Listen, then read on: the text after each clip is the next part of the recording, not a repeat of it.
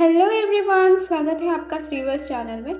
इस कहानी में प्यार भी है, मौत भी है और एक ऐसा राज छुपा हुआ है जिससे वो प्यार करती थी। वो मर चुका था पर एक दिन वो वापस आया। पर वो कैसे वापस आया? वही चेहरा पर एक नया रूप। तो चलिए स्टोरी शुरू करते हैं। एपिसोड के स्टार्टिंग में एनन किंगडम का कैपिटल दिखाया जाता है और सबसे पहले एक चिड़कोकली लड़की को दिखाते हैं। वो बोल रही है, ये ड्रेस इतनी लॉन्ग है, क्या होगा अगर मैं इससे गिर जाऊं तो?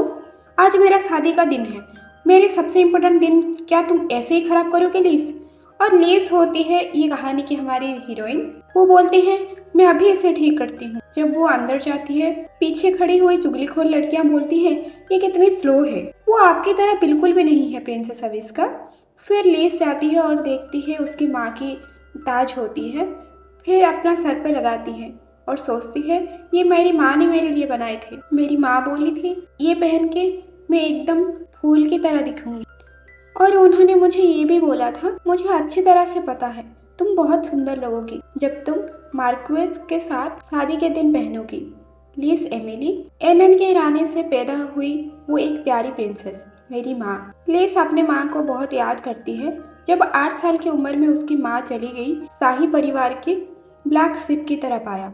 अब पिताजी के दूसरी बीवी को ताज पहना गया और लीसा से सब कुछ छीन लिया गया। नई महारानी ने माँ की मुकुट भी ले लिया और मार्क्वेज के साथ उनकी खुद की बेटी अविस्का के सगाई होने का दावा किया और लीस को महल से बाहर कर दिया गया और वो एक छोटे से गांव में रहने लगी जहाँ वो अभी भी खुशी और प्यार पाने में कामयाब हुई है। पर एक दिन कुछ ऐसा होता है जैसे सब कुछ खत्म हो गया हो। फिर प्रेजेंट में आती है सीन और वो सोचती है, बहुत हो गया, मैं तो उसे याद करने के लायक भी नहीं हूँ, मुझे जल्दी करना होगा, अगर मैं ज्यादा देर करूंगी अब इसका गुस्सा हो जाएगी। फिर उसको एक आवाज सुनाई देता है। फिर सोचते है, ये कैसा शोर शराबा है, अभी तक तो सेरेमनी शुरू भी नहीं हुई है, ये लैंग्वेज तो शाही परिवार की लग रही है। जब दरवाजे खोल के देखती है, वहाँ पे शाही आर्मी अंदर घुस चुका होता है और महल को पूरी तरह अटैक कर चुके होते हैं। चिल्लाने की आवाज आती है, शाही आर्मी महल के घुस चुके हैं। वो बहुत डर जाती है। फिर सोचती है, क्या सारे सही से निकल चुके हैं महल से? क्या उनको पता है मैं यहाँ रह गई हूँ? क्या पिताजी कोई गार्ड को भेजेंगे मुझे ढूंढने के लिए? और तभी ये दरवाजा खुलती है और सामने बोलता है, मिल गई। वो सोचते हैं सिर्फ मौत ही इंतजार कर रहा है, नहीं मुझे हिम्मत रखना होगा। और उसी टाइम पे जिससे वो सगाई होने वाली थी उसको पूरी तरह से घायल हो चुका था वो। और तब लीस देखती है तो वो होता है मार्क्वेज है और वो आर्मी एक हाथ से ऊपर उठा के अपना तलवार निकालता है और उसके ऊपर वार कर देता है। लीस देख के बहुत ही डर जाती है और नीचे झुक जाती है। सोचती है, अब मेरी बारी है, मैं खुशकिस्मत होंगी अगर वो मुझे मार दे, क्योंकि वो कैदी बना देंगे। कौन जाने मेरे साथ क्या होगा। उनके शत्रु राज्य के प्रिंसेस के साथ मैं जीना चाहती हूँ पर ऐसे नहीं। और वो आर्मी उसके हाथ पकड़ता है। पर उस टाइम पे कुछ ऐसा होता है, उसे प्यार से उसकी आंखों से आंसू पोंछ देता है और वो बोलता है, ये युद्ध के टाइम पे क्या ये शादी करना सही है? और ये मूर्ख के लिए अपनी जान देने के लिए क्या तुम तैयार हो? जब वो आदमी से वो आवाज सुनती है, वो सोचती है कि ये आवाज, और वो उसी टाइम पे ऐसा आंखों में आंसू होते हुए डर के मारे वो बेहोश हो जाती है। फिर वो आर्मी अपना मास्क उतारता है। वो होता है एक एम्पायर का किंग बेलोंड। बेलोंड ऑर्डर देता है, सब कुछ मिटा दो, और वहां से बड़ा ही सिनेमैटिक वे में अपने हाथों से लीस को उठाते हुए बाहर आता है और एक प्यारा सा कहानी सुनाया जाता है। एक समय की बात है, बहुत दूर एक छोटा सा राज्य में एक सुंदर राजकुमारी रहती थी। फिर एक दिन एक दुष्ट जादूगर ने सुंदर राजकुमारी के बारे में सुना और उसे छीन लिया। राजकुमारी को बचाने के लिए कई लोग आगे आए, जिनमें ब्लैक नाइट भी, उसका साथी डस्टर्ड भी शामिल था। डस्टर्ड अपना मालिक के ईमानदारी से उसका साथ देता है। डस्टर्ड जलती हुई नदी, कांटों से भरा हुआ जंगल और घाटी और अनगिनत जालों से गुजरा। फिर दुष्ट जादूगर का अंत कर देता है और राजकुमारी को बचा लेता है। कोने में छुपा हुआ ब्लैक नाइट शैतानी मुस्कुरान लेके बोलता है, ओ डियर प्रिंसेस, मैं ही हूँ ब्लैक नाइट जो आपको बचाया है।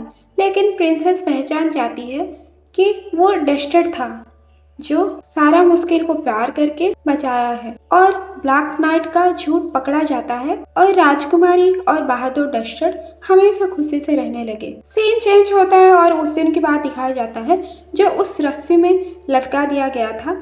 लिस बोल रही होती है, क्या तुम्हें समझ नहीं आ रहा या तुम बस मूर्ख बन रहे हो? मैं तुमसे थक गई हूँ और मैं तुम्हें फिर कभी देखना नहीं चाहती। ये सब बेलोन सोच रहा होता है, सारा बात याद कर रहा होता है और गैरेज में लीस को ले जा रहा होता है। लीस उठती है और देखती है, मैं बहुत सो गई थी। आमतौर में इस समय खिड़कियों पोंछ रही होती।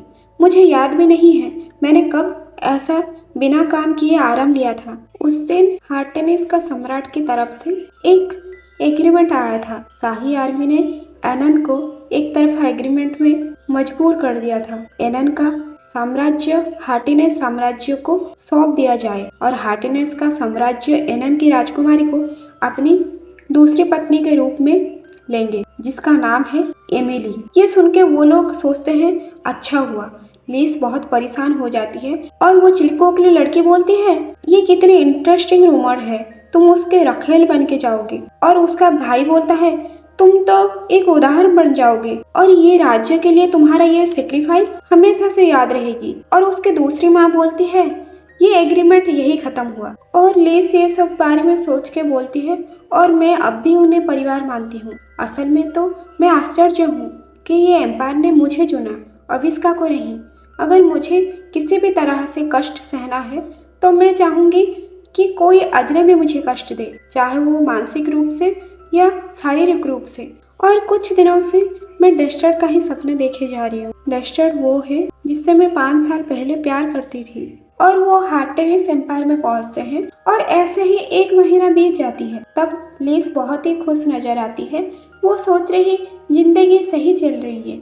जब मैं पहली बार ये एम्पायर आई थी मैंने सोचा था गाड़ी में सफर करते टाइम ही मेरी जिंदगी के आखिरी पीस है। मुझे लगा था ये लोग मुझे साफ सफाई करवाएंगे, नौकर बना के रखेंगे या फिर स्वर की देखभाल के लिए रखेंगे, पर ऐसा नहीं हुआ है। और यहाँ का राजकुमार रक्त और लोहे से बना हुआ इंसान बेलोन 24 साल बारबारियन को पिता के मरने के बाद धोखेबाज चाचा और चाची द्वारा राज सिंहासन से हटा दिया गया था। 3 साल के बाद राजकुमार अपना बदला लेने के लिए वापस आया और कहा जाता है उनके चाचा और चाची को देशद्रोही के अपराध में 200 दिन तक टॉर्चर किया गया और वो कुछ लोग बोलते हैं वो अभी भी काल कोठरी में बंदी है और हार्टेनिस के नए सम्राट के रूप में अपना हक वापस लिया और अपना एनिमी राज्य के ऊपर अटैक करके अपना साम्राज्य को खड़ा किया और लास्ट में एनन को भी जीत लिया।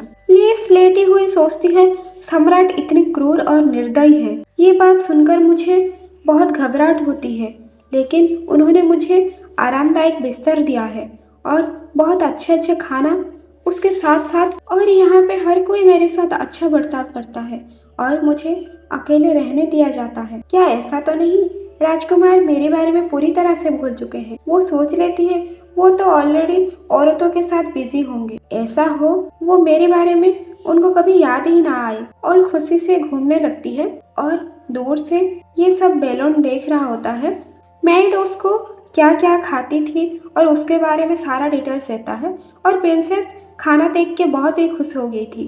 फिर मेड बोलती है उनका मंथली साइकिल को 5 दिन हो चुका है और शाही डॉक्टर ने आज चेक किए थे और बोले हैं कि लिस बहुत ही अच्छी तरह से रिकवर हो रही है।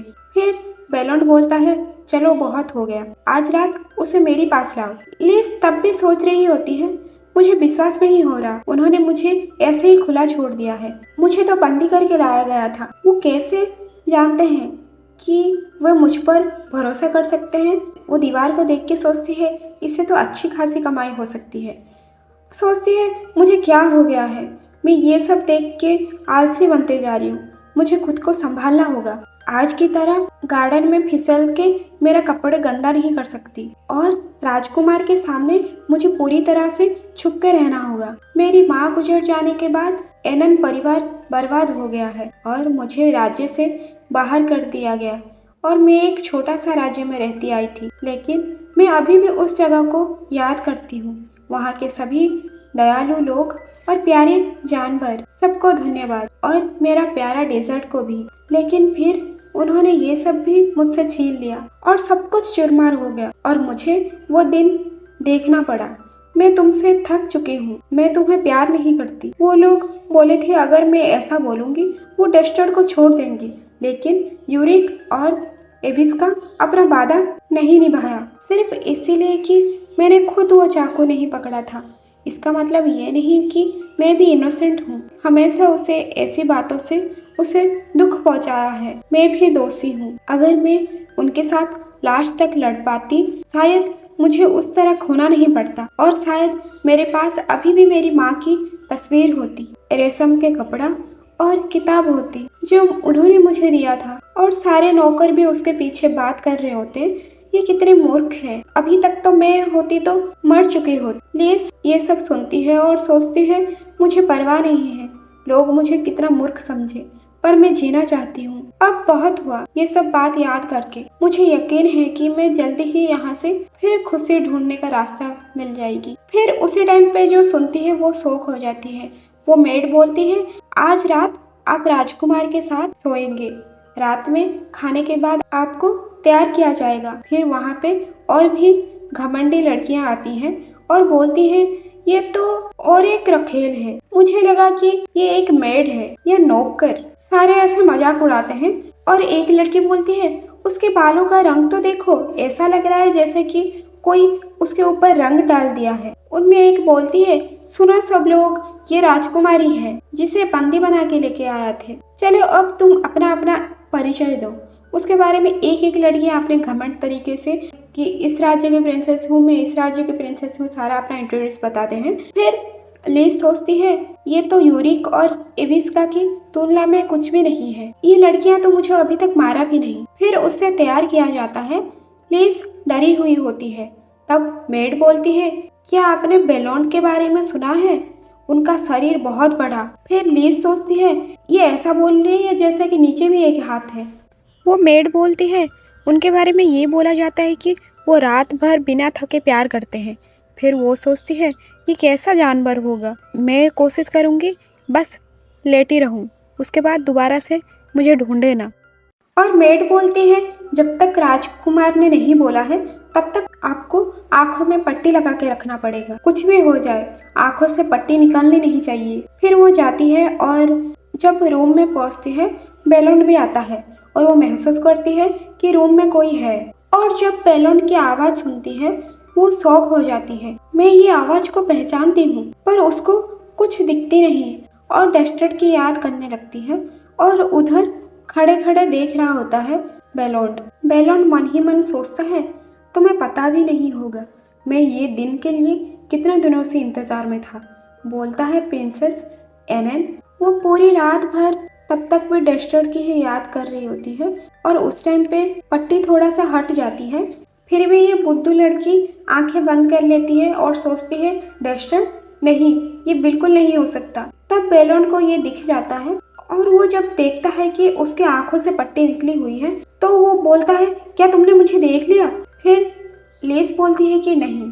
डस्टर बोलता है कि तब ठीक है। अगले दिन आती है और ये लोग कमरे के बाहर खड़ी रहती है मेड। लगता है इनको जानने की कुछ ज्यादा ही चुल मची है और वो लोग आपस में बात कर रही होती हैं। इससे पहले आज तक ऐसा कभी भी नहीं हुआ है। जब भी हमने दरवाजा खोला है तब ऐसा शोर शराबा और गुस्से में पाया है प्रिंसेस को, पर आज राजकुमार ने बोला है कि उसे सोने देने के लिए। फिर वो सोचते हैं कि असली बात तो हमें ही पता है अंदर क्या होता है। अगर इस जगह पे सरवाइव करना है तो ऐसा रहना होगा, ना हमने कुछ देखा है ना कुछ सुना है ना कुछ बोलना है। और उसके बाद दरवाजा खोलते हैं, देखते हैं, एकदम शॉक हो जाते हैं। फिर एक दूसरे से बात करते हैं, इसका मतलब राजकुमार ने आज पहली बार किया है। और लीस को उठाते हैं, उठिए माय लेडी, बहुत सुबह हो गई है। और जब वो उठती है वो सामने वो लोग होते हैं, फिर वो भी शर्मा जाती है लीस। फिर लीस को सजाया जाता है। लीस सोच रही होती है कितनी अजीब रात थी, मुझे ऐसा लगा कि मैं डस्टर के साथ हूँ और ये इंसान का एहसास मुझे मेरे प्यार का याद दिलाता है। और लीस के पास हर दिन रोज नया नया गिफ्ट भेजता है और वो बहुत ही खुश हो जाती है। मेड भी बोलती है आप उनके फेवरेट हैं, इस वजह से आपको बहुत सारे गिफ्ट मिलते हैं। और वो पुराने दिन याद करने लगती है। डस्टर बोलता है क्या प्रिंसेस, क्या आप हॉर्स राइडिंग करना सीखोगे? फिर लिस बोलती है तुम तो एक स्लेव हो, पर तुम्हें कैसे पता ये सब? फिर सीन प्रेजेंट में आती है और वो मेड बोली होती है आप उनके कितने फेवरेट हो, आप ये सब गहना पहनो और सब जल जाए। वो सोचती है मैं उन्हें जेलसी नहीं करवाना चाहती, पर मुझे छुप कर रहना पड़ेगा राजकुमार से। इसलिए वो लाइब्रेरी में जाती है और सोचती है यहाँ पे ही बहुत शांत जगह है और रोज रोज मेरे पास नए नए गिफ्ट आते हैं और मैं इससे थक चुकी हूँ, पर ये ना पता चल जाए कि राजकुमार को मैं यहाँ पे रहती हूँ। इसलिए लाइब्रेरी से छुपने के लिए अच्छी जगह और कोई हो ही नहीं सकता। तब आवाज़ आती है कि अरे जो किताब लेते हैं वो वापस क्यों नहीं करते, और इनको इतना भी वो नहीं कि वापस कर दे बुक्स। मैं तो यहाँ पे ढूंढ ढूंढ के थक चुका हूँ और सजा सजा के मैं कहाँ पे ढूंढूं बुक्स वगैरह, ये लोग बुक को इतना भी बुद्धि नहीं। उसके बाद ये सब जब सुनती है लिस जाती है और बोलती है क्या मैं आपकी मदद कर सकती हूँ? फिर उसकी मदद करती है। फिर वो बोलती है कि माय लेडी, मैंने तो आपको परिचय भी नहीं दिया। उसके बाद लिस बोलती है कि मेरा नाम इमिली है। वो बोलता है लिमिली, ओह इमिली, ठीक है लेडी, मुझे आपसे खुशी हुई मिलके। मैं हूँ इस एम्पायर का राजकुमार का छोटा भाई और मेरा नाम है डस्टर। जब ये बात सुनती है कि डस्टर, फिर वो शौक हो जाती है। फिर वो भागते हुआ जाता है। वो बोलती है कि अरे रुको, क्या हो गया? फिर वही बात सोच रही होती है कि डस्टर कैसे हो सकता है, और ये तो सिर्फ एनन की स्टोरी बुक में था और ये नाम कोई भी यूज़ नहीं करता है, और इसे कैसे पता इस नाम के बारे में? और डस्टर और इसकी आंखें भी। फिर सुबह होती है, उठती है। आज मैं बहुत सुबह उठ गई और सामने देखती है और एक लड़ी होती है और वो बात करने लगती है, बहुत ही अच्छे से बात करती है। और लीज सोचती है मुझे लगता है ये बाकी घमंडियों की तरह नहीं है, ये भी बिल्कुल मेरी तरह ही है, क्यों ना मैं उसके साथ दोस्ती कर लूँ। फिर वो दोस्ती कर लेती है और लीज बोलती है कि सुबह जो हुआ था उस बारे में बोलती है और वो लेडी सब कुछ बता दी है। वो है राजकुमार का छोटा भाई और वो जाना जाता है, वो सबके साथ प्रांग करता है, हंसी मजाक करता है, पर ये दोनों बिल्कुल ही अलग हैं। वो बहुत प्रांग करता है और हमारा जो किंग है बहुत ही खतरनाक है।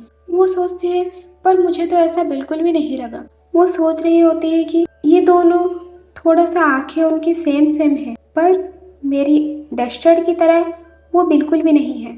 और पुरानी बात याद करती है, कैसे वो डस्टर्ड को मिली थी, कैसे घायल तरीके से जान चली जाने वाली थी, और उसी टाइम पे लीज पहुंचती है और उसको अपने घर लेके आ जाती है और दिन रात उसका अच्छे से ख्याल रखती है। और बहुत दिनों के बाद डस्टर्ड का आंखें खुलती है और लीज जब देखती है क्या आप उठ गए, मुझे बहुत ही परेशानी हो रही थी। फिर उसके बारे में पूछता है आप कहाँ से आए हैं, आपका नाम क्या है? फिर डस्टर बोलता है कि मेरा कोई भी नाम नहीं है। वो सोचती है शायद अपना नाम और ठिकाना बताना नहीं चाहते, इसलिए वो बोलती है कि तो अगर आप कोई भी नाम नहीं है तो मैं क्या आपको एक नाम दे सकती हूँ? फिर उसको डस्टर नाम देती है। डस्टर भी खुश हो जाता है और जब वो वहाँ पे रहते हुए काम कर रहा होता है, हर टाइम में वो छुपके से इसे देख रही होती है और बहुत प्यार से। और डस्टर जब देख लेता है बोलता है तुम जो मुझे ऐसा घूरती रहती हो, अगर मैं इसका पैसा लिया करूं तब तक मैं बहुत ही अमीर हो जाता। और लीस बोलती है ये तुम क्या कह रहे हो, मैं तुम्हें घूर नहीं रही थी। कि बेलोन को दिखाया जाता है सीन में और वो एक सपना देखती है, ऐसा रोमांटिक वाला सपना, आप तो समझ ही रहे होंगे। फिर जब वो आंखें खोलती है, अरे मैं ये ऐसा क्या सपना देख रही हूँ, फिर शर्मा जाती है वो। अगले दिन आता है और महल का सीन दिखाया जाता है और वहाँ पे सारे लोग उसे सब कुछ समाधान करने के लिए बोला जाता है। और राजा का काम ही क्या होता है, अपना परेशानी लेके आए होते हैं और खुद ही मन बोल रहे होते हैं, पर इसका ध्यान तो होता है लीज के ऊपर। वो तब भी लीज के बारे में सोच रहा होता है और वो बोलता है कि तुमने मुझे नया जिंदगी दिया और मेरा नया नाम भी, और भविष्य में एक नया ऊर्जा, पर तुमने मेरे साथ कुछ ऐसा किया जो मुझे कभी उम्मीद भी नहीं था। तुमने मुझे धोखा दिया है और इसलिए मैं तुम्हें कभी भी माफ़ नहीं कर सकता। पास्ट के सीन दिखाते हैं और कैसे मुझे उन दोनों के साथ में मिलके मुझे फंसाया है और मौत के खाई में मुझे कैसे उतार दिया था। तुम्हारे मुंह से वो बात सुनने के बाद तुम्हें पता भी नहीं होगा कि मुझे कैसा महसूस हुआ होगा। और तुमसे मुझे कभी ये उम्मीद नहीं थी लीस। तब मैंने सोचा था क्या वो वही इंसान थी जिससे मैं प्यार किया था और हमने इतने अच्छे अच्छे पल बिताए थे। क्या मेरी प्यार में इतना धोखा भरा था। फिर उसके बाद उसको तैरना आता था। वो जिस पानी में डूब चुका होता है वो बहुत ही ठंडा होता है, फिर भी वो सरवाइव करके बच गया होता है। और कुछ दिनों के बाद का सीन दिखाया जाता है। वो महल में वो महारानियों बाहर निकलते हैं और सारे उनकी जय जयकार कर रहे होते हैं। तब जब देखता है एमिली, फिर सोचता है कि ये तो बहुत ही अच्छे कपड़े पहने हैं और इन लोगों के साथ बहुत ही खुश लग रही है। इसका मतलब वो मुझे सच में धोखा दिया। और ये बात सुन के वो बहुत ही गुस्से में आ जाता है। वो लोग बोल रहे होते हैं कि आप कुछ बताइए महाराज, आप बताइए अभी किसका डिसीजन सही है। फिर वो उनको बोलता है कि अभी तुम लोग जाओ और ये बात फाइनल हो चुका है। उसके बाद वहाँ से वो आ जाता है। मेड को बोलता है कि लीज को बोलो कि ग्रीन हाउस में आए, मैं वहाँ पे उसका वेट कर रहा हूँ। फिर लीज को अच्छे तरह से तैयार करके ग्रीन हाउस में भेजा जाती है। लीज पहुँचती है और जब उसको ऐसी कपड़ों में देखता है और उसे देखते ही रह जाता है। सोचता है कि इस एम्पायर के कपड़े में बहुत ही सुंदर लग रही है और उससे बोलता है कि, और तब भी उसे आंखों में पट्टी ही दिया जाता है। तब तक वो पता भी नहीं है लीज को कि वो कौन है और उसका चेहरा भी नहीं देखी। बेलोन बोलता है कि मेरी आवाज़ को फॉलो करो और मेरे साथ आओ। जब उसका देखता है उसको वापस से प्यार आता है। फिर वो खुद को संभाल लेता है, नहीं मुझे ये टाइम प्यार नहीं है। और मन ही मन सोचता है लीज डियर प्रिंसेस, तुम्हें अंदाज़ा भी नहीं है मैं तुम्हारे साथ क्या करने वाला हूँ और तुम्हें सब कुछ दिला के एकदम से सब कुछ छीन लूँगा तुमसे। और तब तुम्हें सही से पता चलेगी कि तुमने मेरे साथ क्या किया था और धोखा मिलना पे कैसा महसूस होती है। जब उसको देखता है उसका मन में लाल टपकने लगता है। उसके बाद सारे काम खत्म करके थक हार जाते हैं। फिर बेलोन बोलता है कि तुम मेरी हर बात मानते हो, मैं तुमसे बहुत खुश हूँ और तुम्हें जो मन है तुम वो मांग सकते हो, तो बताओ तुम्हें क्या चाहिए। तब लीस बोलती है कि मुझे कुछ नहीं चाहिए, मैं बस अपनी आंखों से आपको देखना चाहती हूँ। हेलो एवरीवन, स्वागत है आपका श्रीवर्स चैनल में। पिछले एपिसोड में हमने देखा था लीस बेलोन को बोलती है मैं आपको देखना चाहती हूँ और ये बात बता के वो सोचने लगती है वो मुझे अभी गुस्सा होके सजा सुनाने वाले हैं, पर मैं खुद को रोक नहीं पा रही। वही एक इंसान है जो मुझे मेरा प्यार का एहसास दिलाते हैं। और उसी टाइम पे उसकी आंखों से पट्टी हटा देता है। वो जब देखती है सामने उसका प्यार ही है, उसके आंखों से आंसू आने लगते हैं और सोचने लगती है क्या मैं इतने चाहने लगी हूँ जो मुझे इल्यूशन होने लगी। डेस्टर्ड मेरा प्यार, क्या मैं ये सपना देख रही हूँ। फिर डेस्टर्ड उससे वापस किस कर देता है और बोलता है तो हमें कहाँ से शुरुआत करनी चाहिए। साफ दिल वाली लगभग सीधी साधी राजकुमारी के बारे में जिसने पड़ोसी राज्य के एक मरते हुए युवराज को पनाह दी। लीस बोलती है कि नहीं, मेरा मतलब है मुझे कोई जानकारी नहीं थी पहले राजकुमार और अब के सम्राट कैसे दिखते हैं। फिर वो रुकते हुए पूछती है तो फिर आपने कैसे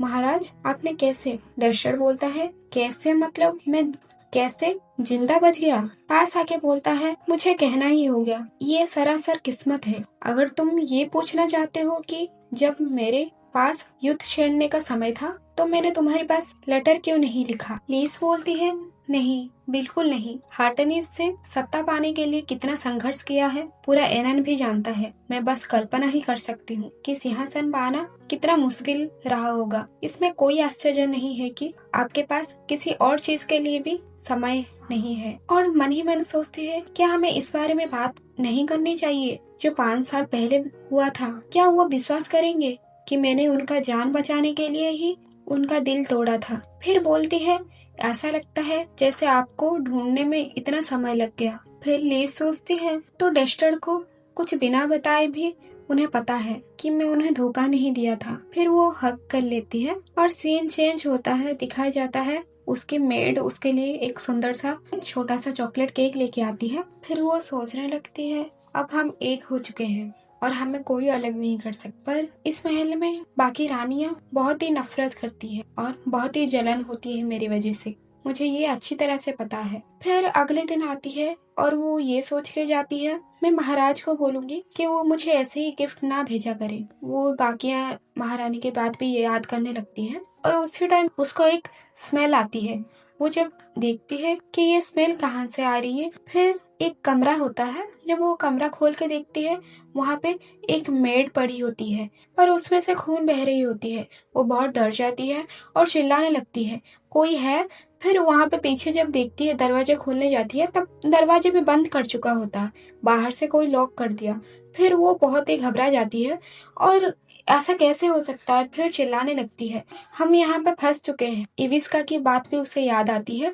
फिर उसे पता चल जाती है कि वो फंस चुकी है, कि एक षड्यंत्र था। और जब पीछे घूम के देखती है, वहाँ पे जो मेड बना हुआ था वो भी उसका असली रूप में आता है और उसे कोई मेड नहीं होता, वो एक आदमी होता है। फिर वो बहुत ही घबरा जाती है, मैं इस तरह से कैसे फंस गई। और उनका प्लान के बारे में उसे सारा अच्छे से पता चल जाती है और ये सब काम किसके हो सकती है, ये बात भी उसे पता चल जाती है। फिर वो लड़का को परेशान होते हुए बोलती है कि अभी भी तुम्हारे पास वक्त है और तुम जानती नहीं हो मैं कौन हूँ। अगर पता चलेगी, महाराजा को पता चलेगी, तो तुम्हें वो जान से मार देंगे। फिर वो फिर से चिल्लाने लगती है, यहाँ पे मैं फंस गई हूँ, कोई है तो बचाओ, दरवाजा खोलो।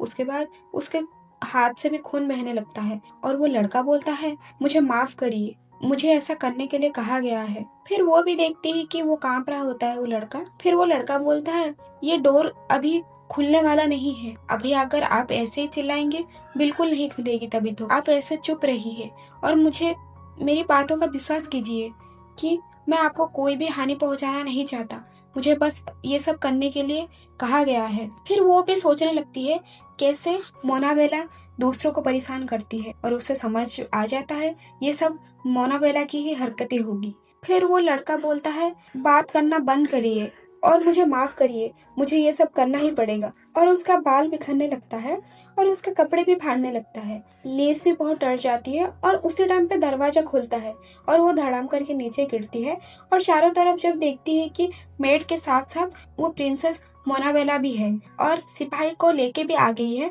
और वो चिढ़ाते हुए बोलती है कि देखो इसे, वो किसके साथ है, मुझे पता भी नहीं है, इसके बाद कैसे मुंह दिखा पाएगी किसी को और महाराजा को क्या जवाब देगी। वो आदमी भी चिल्लाते हुए बोलता है, प्लीज मेरे ऊपर दया करो, मैंने कुछ गलत नहीं किया है। लीस भी चिल्लाते हुए बोलती है, हम इस रूम के अंदर फंस गए थे और हमें फंसाया गया था। वो मोनाबेला मन ही मन सोचता है, मैं भी देखूंगी कैसे वो बच पाएगी। उसके बाद सबके सामने उसे लाया जाता है और ये बात क्लियर करने के लिए उसे बोला जाता है। मन ही मन सोच रही होती है, मैं अभी क्या जवाब दूं, क्या मुझे वो विश्वास करेंगे। और उसी टाइम पे डस्टर बोलता है, तुम चलते हुए कैसे फंस सकती हो, और मुझे अच्छी तरह से पता है जब जरूरत पड़ती है उसका मदद करने के लिए तुम चले जाते हो। फिर वो सोचती है, पर आपको कैसे पता। डस्टर बोलता है, मुझे अच्छी तरह से पता है, तुम्हारे हाथों से ही पता चल रहा है कि तुमने दीवार में कितने जोर से धक्का मारा था। अगर ऐसा नहीं होता, तुम्हारे हाथ की निशान ही बता रही है, तुमने कितने फोर्सफुली दीवार को खोलने की कोशिश किया था। और वहाँ पे जितने भी लोग होते हैं वो सारे बात करने लगते हैं, ये सब क्या हो रहा है और ये एनन की लैंग्वेज हमें तो समझ में नहीं आ रहा। उसके बाद लीस बोलती है कि मुझे माफ करिए, मैं अगली बार ध्यान रखूंगी। और वहाँ पे जो लोग होते हैं वो बोलते हैं, आपको माफी मांगने की कोई जरूरत नहीं है, बाकी महारानी भी सबक सीख पाएंगी। ये सब बातें सुन के डस्टर बहुत गुस्से में आ जाता है और उसी टाइम पे डस्टर का छोटा भाई वो आता है और बोलता है कि माफ करिएगा, मैं बहुत लेट हो गया, पर मैं अभी आ गया हूँ जब सारा क्वेश्चन का आंसर और सारा बात का पता चल जाएगी और मैंने सारा डिटेल्स और मैंने सारा विटनेस के साथ में आया हूँ और मैं आपको। उसके बाद बोलता है कि पहला विटनेस को आगे लाया जाए। वहाँ पे एक छोटी सी बच्ची आती है। डस्टर का भाई बोलता है, ये रही हमारा पहला विटनेस। उसका बात बताती है, ये यंग लेडी हमारे महल में काम करती है, गलती से महारानी मोनाबेला का कपड़े वो खराब कर दी, जिसके वजह से वो कपड़ा जल गई थी। उसके बदले महारानी मोनाबेला ने उसके सिस्टर को तो कुछ नहीं कर पाई, पर उसको बड़े भाई को टारगेट किया और उससे ये कहा कि अगर तुम मेरी बात नहीं मानोगे, इस कपड़े का दाम वो छोटी बच्ची के बदले उसका भाई भी कुछ भी करने के लिए तैयार था और उससे बोला गया, अगर तुम मेरी बात नहीं मानोगे तो तुम्हारे बहन को बेचा दिया जाएगा। फिर वो लड़का को बोला गया, ये कपड़े का दाम 7,000 गोल्ड कॉइन है और तुम अगर नहीं दे सकते हो तो तुम्हें मेरी बात सुनना होगा या फिर मैं तुम्हारी बहन को बेच दूंगी। इस वजह से उसे ये सब करना पड़ा है और उसे भी फंसाया गया और प्रिंसेस लीज को भी फंसाया गया है यहाँ पे। फिर वो घमंडी लड़की बोलती है कि नहीं, वो झूठ बोल रहा है, ये सच नहीं हो सकता, ये सब कुछ झूठ है। डस्टर का भाई बोलता है, और वो जो कपड़े की रेट है उसका रेट का भी मैंने पता कर लिया है। वो कपड़े का दाम 5,000 गोल्ड कॉइन है, 7,000 नहीं। उसके बाद वो घमंडी लड़की सोचती है, क्या यहाँ पे बहुत सारे लोग हैं पर उनको एग्जैक्ट रेट पता भी नहीं होगा और मैं क्या बहाना करूँ। फिर डस्टर बहुत ही गुस्सा हो जाता है जब प्रूफ हो जाता है कि लेस की कोई गलती नहीं है, उसे फंसाया गया था। तो वो ऑर्डर देता है, प्रिंसेस मोनाबेला के साथ साथ तुम्हारे पूरे परिवार को बंदी बनाया जाए। लेस सोचती है कि वो मुझे इतने अच्छी तरह से जानते हैं और वो मुझे एक बार भी सवाल नहीं किया, मैंने वो रूम के अंदर क्यों गई, क्या मुझे इतना विश्वास करते हैं। उसके बाद बोला जाता है, प्रिंसेस लेस आप बताइए आपकी क्या राय है। वो देखती है पीछे वो बच्ची खड़ी हुई, फिर वो बोलती है कि मैं बताना चाहती हूँ इस बारे में, और ये लड़का का कोई भी गलती नहीं है, उसने मुझे बिल्कुल भी नुकसान नहीं पहुंचाया, वो मेरे साथ कुछ भी बदतमीजी नहीं किया। वो जो रस्सी लगा होता है, रस्सी बांधा होता है, वो रस्सी भी खोल दिया जाता है और उसी टाइम पे और उसकी छोटी सिस्टर भी आके हक कर लेती है। डस्टर भी बोलता है, मैं तुम्हें वापस पूछ रहा हूँ, तुम मुझे सही सही सच बताओ। हाँ योर हाइनेस, प्रिंसेस लेस जो जो बात बोले हैं वो सब सच है, मैंने बस जो जो मुझे कहा गया था, धमकियां दिया था, इसलिए मैं ये काम करने के लिए मजबूर हुआ। उसके बाद बाकी महारानियां भी बोलते हैं, इसमें हमारे कोई गलती नहीं है, ये सब मोनाबेला की प्लान था, इसमें हम बिल्कुल भी भागीदारी नहीं है। और वो मोनाबेला चिल्लाते हुए बोलती है, आप ये चीप नौकरों के बात कैसे विश्वास कर सकते हैं, और मैं ये एम्पायर के रानी हूँ, आप लोग मेरी बात कैसे नहीं विश्वास कर सकते। फिर वो उसे बंदी बना के उसे खींचते हुए ले जाते हैं। डस्टर ऑर्डर देता है अपने थाइस में बैठने के लिए, प्लीज यहाँ पे आओ, ये मेरा ऑर्डर है।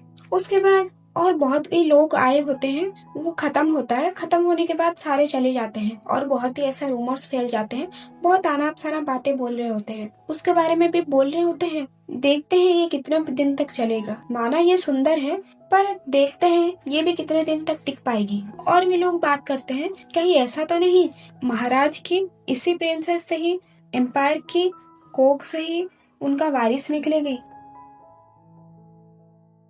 ये सब बातें लीस भी सुन लेती है और सोचती है, ये बात तो मेरे दिमाग में भी नहीं है, मैं क्यों चाहूंगी सेड्यूस करने के लिए, वो मुझे इतनी अच्छे से समझते हैं, क्या मेरे लिए उनके मन में इतनी गहरी फीलिंग्स है। आज जो हुआ मैं उसके लिए, पर बैलन के पास तो और भी कई सारे वाइफ हैं, वो जो बोल रहे थे वो सही बोल रहे थे। पता नहीं कितने दिन, जब वो मेरे लिए इंटरेस्ट कम हो जाएगी तब वो दूसरे के पास चले जाएंगे। ये सोच के वो उदास हो जाती है और पीछे से बेलोट आ जाता है, फिर पूछता है, ऐसा कौन सी बात है जो तुम्हें सता रहा है, क्या मैं जान सकता हूँ। उसके बाद वो हंसती हुई बोलती है कि नहीं, ऐसी कोई बात नहीं है। फिर बेलोट बोलता है कि तुम बिल्कुल ऐसे ही हो जैसे तुम 5 साल पहले थी, भले ही कितनी मुश्किल हो फिर भी तुम हंसते हुए टाल देते हो बात को, पर अभी बात कुछ अलग है, मैं तुम्हें अच्छे से पहचानता हूँ। फिर उनके बीच में प्यार और रोमांस होना शुरू हो जाते हैं। फिर सारा काम खत्म होने के बाद वो एक जगह पे लेट जाते हैं। लीस उसके छोटा भाई के बारे में बोलती है कि अगर वो नहीं होते तो आज मैं गलत ठहराती, वो बहुत ही अच्छे हैं। उसके बाद वो बेलन में बोलता है, हाँ वो ज़्यादातर लाइब्रेरी में बिताता है टाइम, वो मेरा बहुत ही मददगार है। फिर वो बोलती है, मुझे बहुत ही खुशी हुई, और उसको थोड़ा थोड़ा नींद आने लगती है। फिर वो बोलती है कि तुम्हारे साथ ऐसे लेटे रहना, ऐसा लगता है कई सदियों से जैसा मैं तुम्हारा इंतजार में थी और मुझे इतना सुकून दिलाता है। फिर वो बोलती है कि डस्टर, क्या तुम्हें याद है मेरी माँ की एक फोटो मेरे पास, वो अभी मेरे पास नहीं है, यूरिक और एविस्का ने वो जला दिए हैं। फिर बोलती है कि जब तुम्हें वो षड्यंत्र में फंसाया गया था और तुम्हें जान से मार देने की कोशिश किया गया था, तब मैं तुम्हें बचाने के लिए कोशिश किया था। तब उन्होंने बोला था अगर मैं ऐसा करूंगी तो तुम्हें वो छोड़ देंगे, पर उन्होंने उनका वादा नहीं निभाया। जब मैंने देखा कि कि तुम वो पहाड़ के ऊपर से नीचे गिर गए, भागते हुए तुम्हारे पास आ रही थी, पर उन्होंने मुझे खींच लिया और मैं गुस्से में यूरिक के ऊपर हाथ उठा लिया था। उस गुस्से की वजह से उसने मेरी माँ की सारा चीज मिटा दिया। पर खैर, मैं इसलिए शुक्रगुजार हूँ वापस से तुम्हारे साथ मिल पाई। और ये सब बातें सोच के वो बहुत ही शौक हो जाता है और सोचता है कि मैं कितना गलत था और मैंने लीज के ऊपर इतना नफरत किया। मैं उससे प्यार करता हूँ पर उसके साथ साथ भी इतना नफरत किया, और मेरी लीज 5 साल पहले जैसे थी अभी भी वैसे ही है। वो सब जो जो छीना गया था वो सारा मैं उसे वापस दिलाऊंगा और खुश रखूंगा। मुझे माफ़ कर देना लीज, मैं तुम्हें समझ नहीं पाया और तुम पे उंगली उठाया, तुम पे सारा दोष दिया। अब से ये गलती दोबारा नहीं होगी और मैं वापस मेरा प्यार पा चुका हूँ। और उसे प्यार से देखने लगता है। उसके बाद सीन चेंज होता है और लीज बहुत बिजी रहने लगती है। जितने भी क्लासेस होते हैं वो सारी क्लासेस अटेंड करती है और उसमें पॉलिटिकल साइंस, हिस्ट्री से लेके सारी क्लास वो करती है और बहुत बिजी रहती है। और उनके राज्य में एक फेस्टिवल होने वाला था और उस चीज़ के लिए बहुत ही प्रिपरेशन चल रही होती है। ये फेस्टिवल में सारे राज्यों के लोगों को बुलाया गया है। उसमें वो याद करने लगती है, शायद इविस्का और यूरिक को भी बुलाया गया होगा। और उसी दिन वो 2 नमूने पहुंचते हैं हार्टेनिस के एम्पायर में और सीन चेंज होता है और दिखाया जाता है लेस के पास मेड ने टी लेके पहुंचती है और वो खुश होते हुए बोलती है, महाराज ने आपके कितने ख्याल रखते हैं, ये सिर्फ आपके लिए स्पेशल टी है और डॉक्टर से पूछ के आपके लिए बनवाया गया है। मैं तो आपको पाके बहुत ही प्राउड फील करती हूँ कि मैं आपकी मेड हूँ। फिर वो सोचने लगती है कि ये प्यारी मेड बिल्कुल मेरी नैनी की जैसी है। उसके बाद लीस बोलती है, मुझे हॉर्स राइडिंग के लिए जाना है। उसकी मेड बोलती है कि मैं ध्यान रखूंगी आपका, आप हॉर्स राइडिंग कस्ट्यूम में भी आप बहुत सुंदर लगो। और उसके दोस्त के पास वो मिलने जाती है शाम में लीस, और उसका दोस्त बोलती है कि बिल्कुल घबराना मत, अगर वो लोग आएंगे भी उनके सामने मत जाना। लीस बोलती है कि ये वीक के लिए उनका नाम नहीं है, हो सकता है वो ना आए। फिर वो उसे हक कर लेती है और वो अपने महल में आती है। फिर सोच रही होती है कि अभी भी वो इविस्का और यूरिक आने में 1 हफ्ता है, अभी वो आने नहीं वाले हैं। फिर उसी टाइम पे वो जब जाती है, एप्पल गिरते हैं। वो जब उसे उठाती है, हेल्प करने की कोशिश करता है। फिर वो लड़का को देखता है, मैंने तो इसे कभी नहीं देखा और इसके कॉस्ट्यूम भी अलग लग रहा है, ऐसा लग रहा है ये तो एनन से है। और वो लड़का उसे एक छोटा सा चिट देता है। देखती है कि वो लड़का गायब भी हो चुका होता है। जब खोल के देखती है, वहाँ पे लिखा होता है कि, और वो एक ट्रैप होता है और इविस्का और यूरिक की प्लान होता है। वहाँ पे लिखा गया होता है कि किसी को कुछ पता नहीं चलना चाहिए, हम लोग उस रूम पे हैं और तुम अभी के अभी आओ, तुम्हारा नैनी को भी हमने बंदी बना लिया है, 10 गिनने तक तुम्हें अभी के अभी हमारे पास पहुँचना चाहिए। और वो डरते हुए जाती है, नैनी को कोई नुकसान ना करना। फिर भागते हुए जाती है और वहाँ पे ये दोनों नमूने काउंट कर रहे होते हैं, 8, 9, 10 करके। फिर दरवाज़ा खोलती है, फिर बोलती है कि मैं 10 गिनने तक आ गई हूँ और नैनी कहाँ है। उसके बाद यूरिक बोलता है, देखो ये घमंडी लड़की आ गई और इसको देखो तो। फिर वो इविस्का बोलती है कि मुझे लगा तुम्हारी सूखी हड्डी, ऐसा लग रहा है तुम ये महल में अच्छी तरह से रह रही हो, तुम अगर इस तरह भागती हुई ना आती मैं तो तुम्हें पहचान ही नहीं पाती। फिर वो चिल्लाते हुए बोलती है कि नैनी कहाँ है। यूरिक ने उसका हाथ पकड़ लेता है। फिर वो बोलता है कि तुम यहाँ पे एनन में नहीं हो, तुम भूलो मत कि ये तुम्हारा एनन एम्पायर नहीं है। इविस्का बोलती है कि मैं तुम्हारे यहाँ पे कितनी याद से आई थी और तुम मुझे हेलो ना किए बिना तुम सिर्फ अपने नैनी को ढूंढ रहे हो, इतने दिनों से मिले हैं, क्या तुम मुझे हाय भी नहीं बोल सकते तुम्हारी बहन को।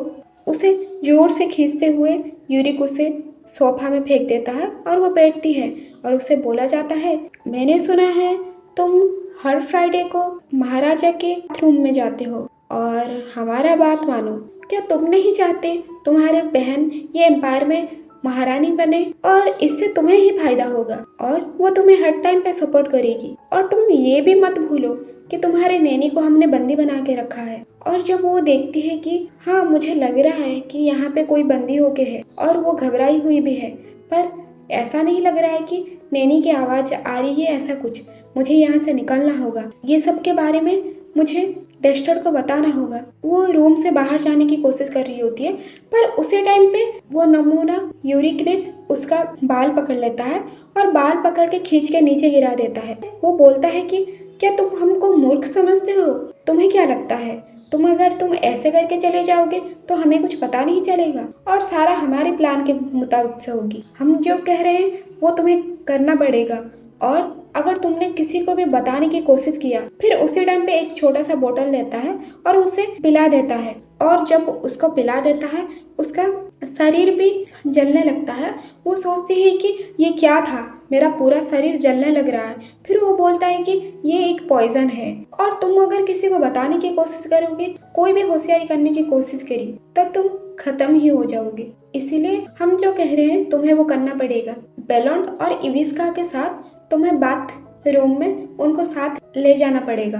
और चिंता मत करो, हमें तुम्हें इतनी आसानी से मौत नहीं दिया है। ये पॉइजन काम करने में और भी टाइम है, इसलिए तुम अच्छी बच्ची की तरह अपना काम कर लो, तभी जाके तुम्हें इसका एंटीडोट मिल सकता है। वो भागती हुई जाती है और उसका तबीयत और हालत खराब होने लगती है और वो परेशान होकर जाने लगती है। यूरिक और इविस्का को पता भी नहीं है बेलोंड कौन है। अगर पता होता ये लोग डस्टर्ड को भी मारने के लिए षड्यंत्र बनाते, तो मुझे जैसे भी करके डस्टर्ड के पास जाना होगा और इस सब के बारे में बतानी होगी। पर नहीं, मैं ये नहीं कर सकती। अगर मैं ये सब बताऊंगी डस्टर्ड को, तो मेरे साथ साथ जो मासूम है उनको जान को भी खतरा हो सकता। तो मुझे पहले डॉक्टर के पास जाना होगा और उनको बताना पड़ेगा कि वो पॉइजन कैसे टाइप की थी। और जब वो जाती है डॉक्टर के पास, तब वहाँ पे पहले से ही डस्टर्ड होता है और एक दवाई के बारे में बात कर रहे होते हैं। डॉक्टर बोलता है कि शरीर के लिए हानिकार हो सकता है। डस्टर्ड बोलता है कि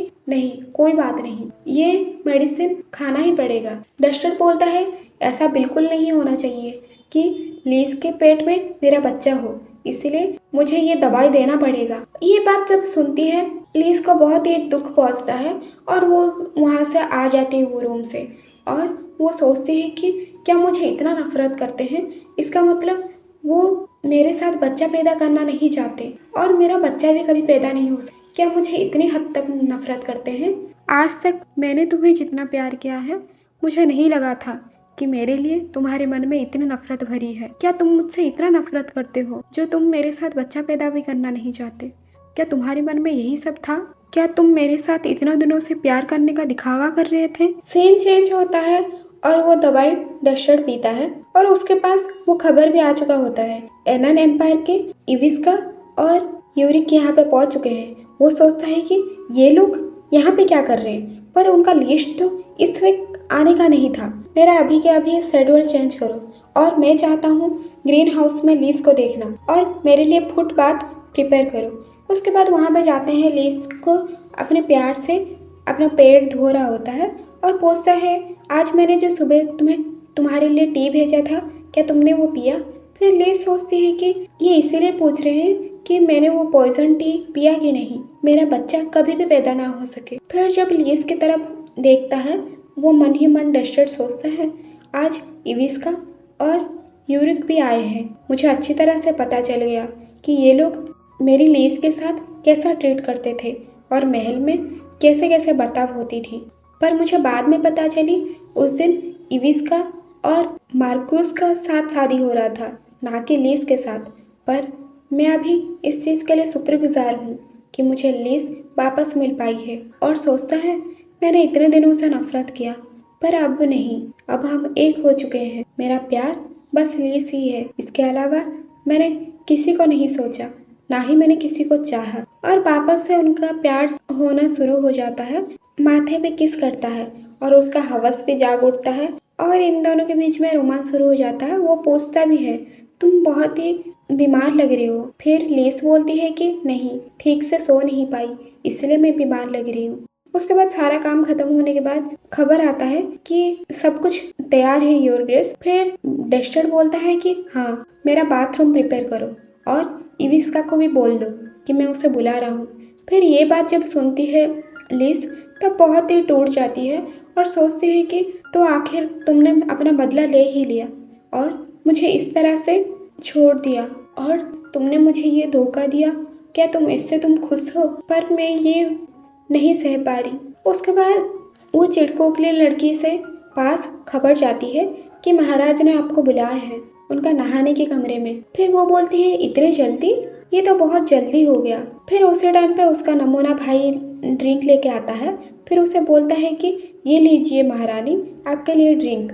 आप जल्दी ही हार्टेनिस एम्पायर के महारानी होने वाले हैं, इसलिए आपके लिए तो ड्रिंक होना ही चाहिए। फिर वो चिड़कोखली लड़की सोचती है, देखो तो जरा कैसे घुटन बल बैठा है, ऐसा लगता है ये बिल्कुल कुत्ता जैसा है। फिर वो बोलती है, तुम ही मेरा एक सच्चा भाई हो जो मेरे हर बात समझते हो। और मन ही मन सोचती है, इसके अंदर कोई भी रॉयल खून नहीं है, वो लो स्टेटस के आदमी है। और पूछता है, क्या मैं सुंदर लग रही हूँ और मैंने किस तरह से फंसाया है, मुझे अच्छी तरह से पता है।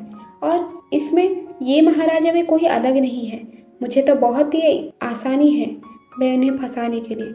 मैं तो एक चुटकी में उसे फंसा सकती हूँ, और कैसे फंसाया जाता है उसका राज भी मुझे अच्छी तरह से पता है, जो कि मेरी माँ भी ये प्लान अप्लाई किया है। और पूछती है, मैं कैसे दिख रही हूँ। फिर यूरिक बोलता है, बिल्कुल एकदम परी की तरह, जो बिल्कुल वो स्वर्ग जैसे शक्ल की लीस की तरह नहीं दिखती, कहीं गुना सुंदर दिखती हो। उसके बाद वो खुश हो जाती है और बोलती है कि देखा नहीं वो स्वर्ग जैसे लड़की को, वो कैसे उसका सजा भुगत रही है, बिल्कुल ऐसा ही है जैसे कि उसने अपने लवर को खोई थी। अभी फिर से उसका सदमा लगने वाला है और वो खुशी खुशी चली जाती है। और ये सब यूरिक देख रहा होता है और उसके मन में भी इतना नफरत भरा होता है। वो सोचता है कि ना लीस ना इबिस का, तुम दोनों को मुझसे बहुत ही नफरत है। तुम दोनों अपने खून की वजह से तुम्हारी मन में इतने घमंड भरा है। अगर मुझे तुम लोग कुत्ते की तरह व्यवहार करते हो, और अगर तुम और मैं एनन की राजा कभी नहीं बन पाऊंगा जब तक तुम मेरे रास्ते में हो। पर अभी नहीं, अब सारा मेरी प्लान के मुताबिक होगा। उसके बाद सीन चेंज होता है और मेड उसे लेके जाती है डस्टर के नहाने के रूम में। और वहाँ पे उसे बोला जाता है कि आपको आंखों में पट्टी बांधनी पड़ेगी, ये महाराजा की ऑर्डर है, आपको फॉलो करना होगा। फिर उसके आंखों में पट्टी बांधा जाता है और वो उसके नहाने हुए रूम में जाती है। और वो सोचती है, मैंने ज़िंदगी में आज तक इतना नर्वस नहीं किया जितना मैं आज कर रही हूँ। और उसी टाइम पे डस्टर की भी एंट्री होती है और वो डस्टर बोलता है कि प्रिंसेस, वहाँ पे आप क्या कर रहे हैं, आइए मेरा मालिश कीजिए। फिर एविस का सुनती है, फिर सोचती है कि कितना सेक्सी आवाज़ है। और जब उसका मसल देखती है, जब उसका मसल्स को वो छूती है, तब सोचती है कि इसका मतलब लेस को लग रहा होगा कि सारा मजा वही लेगी। पर अब से ये आदमी आज के बाद अब सिर्फ मेरा। डस्टर बोलता है, क्या एनन रॉयल फैमिली को सबको पता है कि तुम यहाँ पे आके पहुँच चुकी हो? चिड़कोखली बोलती है, मैंने माँ के पास एक चिट्ठी छोड़ के आई थी, उन्हें तो अभी तक पता चल ही गई होगी। फिर वो बोलता है, मुझे ऐसा लगता है तुम एक ऐसा इंसान हो जो सोचने से पहले ही कूद जाती हो। क्या यही रीजन है जो तुमने मेरा इनविटेशन एक्सेप्ट किया? तुम एक पालतू जानवर नहीं हो, तुम एनन किंगडम को रिप्रेजेंट करते हो और तुम उसके साथ साथ एक प्रिंसेस भी हो। तो ये बात अजीब नहीं लग रहा जो तुमने इतनी आसानी से मेरा इनविटेशन एक्सेप्ट किया? फिर वो मन ही मन चिड़कोखली सोचती है, क्या वो मुझे इतना इजी समझता है? क्या वो मुझे चिढ़ा रहा है और वो मुझे नीचे दिखाना चाहता है? खैर, मैं एक बार ये साम्राज्य की महारानी बन जाऊं और इतना तो मैं सह ही सकती हूँ। उसके बाद वो बोलती है, मैं ऐसे ही कितनों का इनविटेशन रिजेक्ट किया है और मैं किसी को भी चांस नहीं देती, पर आप अलग हो, आप ये साम्राज्य की महाराजा हो और मैं हमेशा से आपकी प्रशंसा की है योर ग्रेस। उसके बाद वेलन बोलता है, अगर तुमने हमेशा से प्रशंसा किया है तो दूसरों के साथ शादी करना क्यों चाहा? वो बोलती है, ये मेरा मर्जी से नहीं हुआ था, मैं जब पैदा नहीं हुई थी इससे पहले ही ये सब डिसाइड हो चुका था और मेरे पास और कोई रास्ता ही नहीं था। फिर वेलन बोलता है, कितना दुर्भाग्य की बात है, तुम एक प्रिंसेस हो पर 20 साल की उम्र में ही तुम एक विधवा बन गई। ये जब सुनती है, क्या विधवा? वो मुझे ऐसा लग रहा है जैसे कि कोई बुढ़िया हूँ मैं। वेलन बोलता है, और अब तुम मुझे नहला रहे हो, और इससे दुर्भाग्य की बात और क्या हो सकती है? वो बोलती है, कुछ लोग ऐसे ही बोलेंगे, और आपको नहीं लगता यही चीज मुझे स्पेशल बनाती है मुझ में? अगर मुझे ये साम्राज्य मेरा जगह दे दो तो मैं आपको खुद से कर दूंगी और आपको जो चाहिए वो आपको मैं दिला दूंगी। बेलन बोलता है, तुम और तुम्हारी बहन दोनों अलग हूँ। ये सब उसके बारे में ये बात सुन के वो बहुत चिढ़ जाती है और सोचती है वो अभी भी उसके बारे में बात कर रहा, मुझे कुछ करना पड़ेगा। मुझे याद आ रहा है एक दिन की बात है और वो बहुत ही गुस्सा हो गई थी। फिर बोलती है कि ओहो मैं ये क्या बोल दी, ये तो मेरे मुंह से ऐसे ही निकल गई अचानक से। आप ऐसा कहिए जैसे आपने कुछ सुना ही ना। फिर बेलन पूछता है, बताओ क्या कहना चाहते थे। और वो चिड़कों के लिए बोलती है, अगर मैं उसके बारे में बता दूं ऐसा नहीं लगेगा मैंने उसको एक्सपोज कर दिया है और उसकी गंदी आदतें बता दिया है। वो पूछता है, क्या गंदी बात। फिर वो मन ही मन खुश हो जाती है, सोचती है कि ये काम कर गया। और उसके बाद बोलने लगते हैं, ये बहुत टाइम की पहले की बात और उसका एक लवर भी था, वो एक स्लेव था। और ये बात जब सुना हमें तो विश्वास ही नहीं हुआ कि उसको ये भी नहीं पता वो कहाँ से आया है, क्या करता है। फिर भी उसके साथ रहने लगी थी और उसका नाम सही से याद नहीं आ रहा, बहुत ही बेकार नाम है और नाम का लास्ट अक्षर टी है। फिर बेलन बोलता है, डी बेलन तो नहीं। फिर वो बोलती है, नहीं मेरा ये मतलब नहीं था डी कैसे हो सकता। आप वो नौकर के साथ कैसे खुद को कंपेयर कर सकती हो वो नौकर के साथ। 5 साल पहले की बात है, एक ठंड नदी में उसे गिरा दिया गया था। फिर वो चिड़कों के लिए बोलती है, ऐसा लग रहा है कि इस बारे में आपको सब कुछ पता है, क्या लीस ने आपको सब कुछ बता चुकी है। फिर वो उठता है वो बाथटब से और उसके हाथ पकड़ता है और गुस्से में उसका आंखों से वो पट्टी निकाल लेता है। जब वो देखती है बेलन ही डस्टर था, फिर बहुत ही शौक हो जाती है। फिर बेलन बोलता है, किसी कोई सोचा भी नहीं होगा कि मैं वापस से आऊंगा और ये साम्राज्य का मेरा सिंहासन भी मेरा हो जाएगा। मैं तुम्हें ऐसा सबक सिखाऊंगा तुम जिंदगी भर याद रखना। फिर वो बहुत ही घबराती हुई बोलती है, नहीं ये नहीं हो सकता, ये कैसे हो सकता है। डस्टर बोलता है, बहुत दिन के बाद हम मिल रहे हैं विस्का, ये बात बिल्कुल ऐसी तरह है जैसे तुम खुद शेर के मुंह में आ गई हो।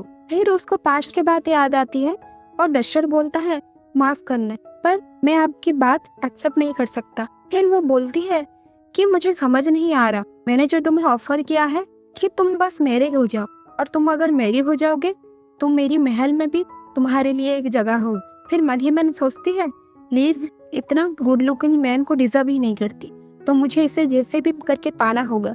पर उस टाइम पे उसका प्रपोजल का वो रिजेक्ट कर देता है और लीज की तरफ देखती हुई बोलती है कि नहीं मुझे यहाँ रहना है। फिर वो जब ये बात सुनती है वो बहुत में गुस्से ही आ जाती है एविस का और बोलती है कि उसका हिम्मत कैसे हुआ कि वो मेरे प्रपोजल को वो रिफ्यूज किया, क्या वो जंगली लीज के लिए।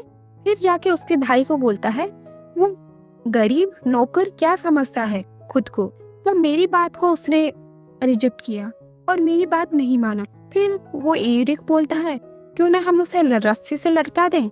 इविस्का बोलती है कि हाँ, उस किनारे एक नदी में जिसमें ठंड नदी बहती है उसमें से उसे रस्सी में बांध के उसे काट देते हैं। जब वो पूरा ही बह जाएगा और उसे अच्छी तरह से पता चलेगा मेरे साथ पंगा लेने क्या नतीजा है। फिर सेम प्रेजेंट में आता है और गुस्से में डस्टर बोलता है कि जवाब दो इविस्का, ऐसा क्या रीजन है जो तुम्हें जिंदा रहने के लिए छोड़ दूं। क्या तुम्हें मैं एनन को ऐसे ही छोड़ दूं? क्या ये बात अच्छी नहीं होगी कि मैं तुम्हारा सारा हड्डियों को चूर चूर करके भेज दूं वापस? फिर वो इविस्का बोलती है कि नहीं, ये मैं नहीं थी और मैंने ऐसा कभी भी नहीं किया, ये सब यूरिक की काम है और मुझे इस बारे में कुछ भी नहीं पता थी। और मेरा स्टेप ब्रदर उसने मुझे डराया था, धमकाया था, इस वजह से मैं ये सब करने के लिए मजबूर हुई और मेरे पास कोई भी रास्ता नहीं था। फिर डस्टर बोलता है, क्या मजाक है, ऐसा तो लगता है नहीं कि तुम लोग क्लोज रही हो, तुम लोग तो बहुत क्लोज हो, फिर तुम ऐसे कैसे बोल रहे हो, तुम्हें डराया वो? उसके बाद इविस्का बोलती है, हाँ वो मुझे डराया। और दूसरा सीन दिखाया जाता है, ग्रीन हाउस में लीस रो रही होती है और वही टाइम पे यूरिक भी पहुंचता है। उसके हाथ में एक चाबुक होता है और उसको मारने लगता है। वो एक सबके लिए सरदर्द की है और उसका गुस्सा को कोई कंट्रोल नहीं कर सकता। वो बड़ों को भी सम्मान नहीं करता और हमारे लिए एक बोझ की तरह है। और आज सुबह लीज को पॉइजन दिया गया है। बस इतना ही मुझे पता है। उसके बाद ये बात जब सुनता है डस्टर, फिर बोलता है अगर ये बात सच है तो बताओ कि कौन सा पॉइजन उसे दिया गया है। वो इविस्का बोलती है कि मुझे वादा करो, अगर मैं ये सारा सब कुछ बता दूंगी तो मुझे जिंदा मेरी एनन किंगडम में वापस भेज दोगे और तुम मुझे टॉर्चर नहीं करोगे। डस्टर पूरा गुस्से में आ जाता है। इविस्का बोलती है कि उसके लिए एक ही एंटीडोट हो सकता और ये बनाना बहुत ही इम्पॉसिबल है, इसके लिए बहुत टाइम लगता है। आंखों में आंखें डाल के बोलती है अब तुम क्या करोगे। फिर उसका गला पकड़ के उसे नीचे धक्का दे देता है और गार्ड को बोलता है इसको रूम में बंदी कर लो और तब तक उसके साथ कोई नहीं मिलना चाहिए जब तक मैं ना बोलूं। फिर उसके बाद चिल्लाता हुआ जाता है कि लीज कहाँ है। पीछे से इविस्का बोलती है मुझे जो पता थी मैंने वो सब बताया। वो जो एंटीडोट है, अलग सीन दिखाया जाता है। पूरी तरह से घायल हो चुकी होती है लीज। वो सब याद कर रहा होता है डस्टर कि लीज को पॉइजन दिया गया है और वो कमीना 5 साल पहले मुझे मारने की कोशिश किया था और मेरी खुद की एम्पायर में मेरी होते हुए लीज को मारने के लिए चाहा। ये सब मेरी गलती है। जब मैंने सुना कि वो पहुंच चुके हैं तो मुझे लीज के पास पहुंचना चाहिए था और मैंने जब देखा कि डॉक्टर के पास भी वो लीज आई थी पर मैंने उसे कोई भी सवाल नहीं पूछा। मुझे उसके ऊपर ध्यान देना चाहिए था। ये सब मेरी गलती। मैं ये एम्पायर का महाराजा किस मतलब का, जब मैंने लीज को भी प्रोटेक्ट नहीं कर पाया। आज वो बहुत टायर्ड लग रही थी पर मैंने सोचा मेरी वजह से वो प्लेजर ले रही है, मैं खुद को दोषी ठहरा रहा हूँ। पर इससे पहले मैं जान से यूरिक को मार डालूंगा। और जब वो लीज के पास पहुँचता है तब देखता है कि लीज खून खराबा होके नीचे गिरी है और वो पूरी तरह से घायल होके पड़ गई है। यूरिक उसे देखता है, उसे पहचान नहीं पाता है वो। फिर बेलोंड को जब देखता है वो बोलता है कि ये डोर तो लॉक था पर तुम अंदर कैसे आए। ये तो सिर्फ इविस्का एनन को पता था, तुम्हें कैसे पता चला कि मैं यहाँ पे हूँ। फिर वो बेलोंड बोलता है तुम्हारी हिम्मत कैसे हुई, रॉयल फैमिली एनन का पालतू कुत्ता, तुम्हारी हिम्मत कैसे हुई। और जोर से उससे धक्का दे देता है और वहाँ पे एक धमाधम फाइट हो जाता है। और जब वो लात मारने की कोशिश करता है उसका पैरों में लात मार के उसका पैरों के साथ साथ उसका हाथ भी मोड़ देता है। फिर वो यूरिक बोलता है कि तुम ये क्या कर रहे हो, तुम अपने आप को खुद को समझते क्या हो। और वो तलवार लेके यूरिक को हाथ में पकड़ाता है और बोलता है कि तुम्हें बहुत केयरफुल रहना चाहिए, ये तलवार बहुत डेंजरियस हो सकता है। और उसके सीने में खोप देता है और वो नीचे गिर जाता है और उसको खून बहना लगता है। फिर बेलोंड बोलता है तो तू जानना चाहता है कि मैं कौन हूँ। याद कर 5 साल पहले तूने एक एनन के छोटा शहर में तूने मुझे मारने की कोशिश किया था और मैं ही हूँ वो स्लेव डस्टर, तूने जिसे पेड़ में रस्सी से बांध के वो रस्सी काट दिया था और मैं वो पानी में बह गया था। फिर ये बात सुन के वो बहुत ही शौक हो जाता है और उसे याद करने लगता है। डस्टर बोलता है मैं ये हार्टेनिस एम्पायर का राजा हूँ, बेलोंड हार्टेनिस। यूरिक जब ये बात सुनता है उसे एक सदमा लगता है। तुम दोनों एक जैसे ही हो, नीच, गिरा हुआ और शैतान दिमाग वाले। फिर यूरिक चिल्लाते हुए बोलता है उसके कहने के बाद ही मैंने सब कुछ किया है। बेलोंड उसके सीने में लात मार देता है और इधर इविस्का को दिखाया जाता है और वो हॉल में सोच रही होती है कि अभी तक वो नल्ला यूरिक आया क्यों नहीं। मुझे तो बहुत ही परेशान हो रही है। ये सीन में इधर बेलोंड उसका पॉकेट से दवाई ढूंढने लगता है और उसे एक टैबलेट मिलती है। क्या यही वो एंटीडोट है जो इविस्का बोल रही थी। और उसके पॉकेट में जो था तो लीज के पास जाता है। लीज आंखें खोलो लीज, मुझे माफ कर दो, तुमने ये पॉइजन पिया है, मुझे इस बार में खबर भी नहीं लगी और मैं जान भी नहीं पाया। और ये लो दवाई खाओ, चलो मुंह खोलो और जितना जल्दी हो सके ये टैबलेट खा लो। और लीज इतना पूरी तरह से घायल हो चुकी है, उसे कुछ कहाँ पे हो ये भी नहीं उसे समझ में आता। फिर बेलोंड बोलता है लीज क्या तुम मुझे सुन पा रही हो। और बोलता है कि डॉक्टर आते ही होंगे, इसीलिए तुम्हें डरने की कोई जरूरत नहीं है, ये दवाई खाओ तुम पहले। इविस्का मुझे सब कुछ बता दिया और उसे ये भी नहीं पता था कि मैं ये साम्राज्य के महाराजा हूँ। मैं तो उसे सबक सिखाने के लिए उसे मैंने बुलाया था और उसके मुंह से सारी बातें निकलवा लिया। पर ये सब बातें मैं तुम्हें बताना नहीं चाहता था, खुद से ही मैंने हैंडल करना चाहता था। अगर ये सब बातें तुम जानोगे तो तुम्हें हर्ट होगी, इसलिए मैंने कुछ नहीं बताया था। जब ये बात सुनती है वो सोचती है तो इसी वजह से उनका नहाने के रूम में उसे बुलाए थे। फिर वो देखने लगती है। फिर लीज बोलती है, लेकिन क्या तुम मुझसे नफरत नहीं करते हो? बेलोंड बोलता है, क्या नफरत? फिर वो बोलती है, बेलोंड मेरे बारे में तुम क्या फील करते हो? फिर आंखों से आंसू निकलते हैं। बेलोंड सोचता है इसका मतलब लीज को पता चल गई। उसको प्यार करने के साथ साथ उसे हेट भी करता था। बच्चे पैदा करना भी नहीं चाहते हो। आज डॉक्टर से जो बात कर रहे थे मैंने वो सब कुछ सुना। फिर बेलोंड बोलता है, क्या तुम्हें ये बर्थ कंट्रोल के बारे में कैसे पता? वो बोलती है, तो इसका मतलब मैं सही थी। इससे तो अच्छा मैं पॉइजन पी के ही मैं अपना जान दे दूं। अगर मैं ऐसे मर भी जाऊंगी तो मुझे बिल्कुल भी दुख नहीं होगी। फिर बेलोंड बोलता है, जब भी लीज के बारे में बात आता है तब मैं मूर्ख बन जाता हूँ। मैं बस इतना चाहता हूँ तुम ये दवाई खा लो, उसके बाद मैं तुम्हें सारा बात बताऊंगा।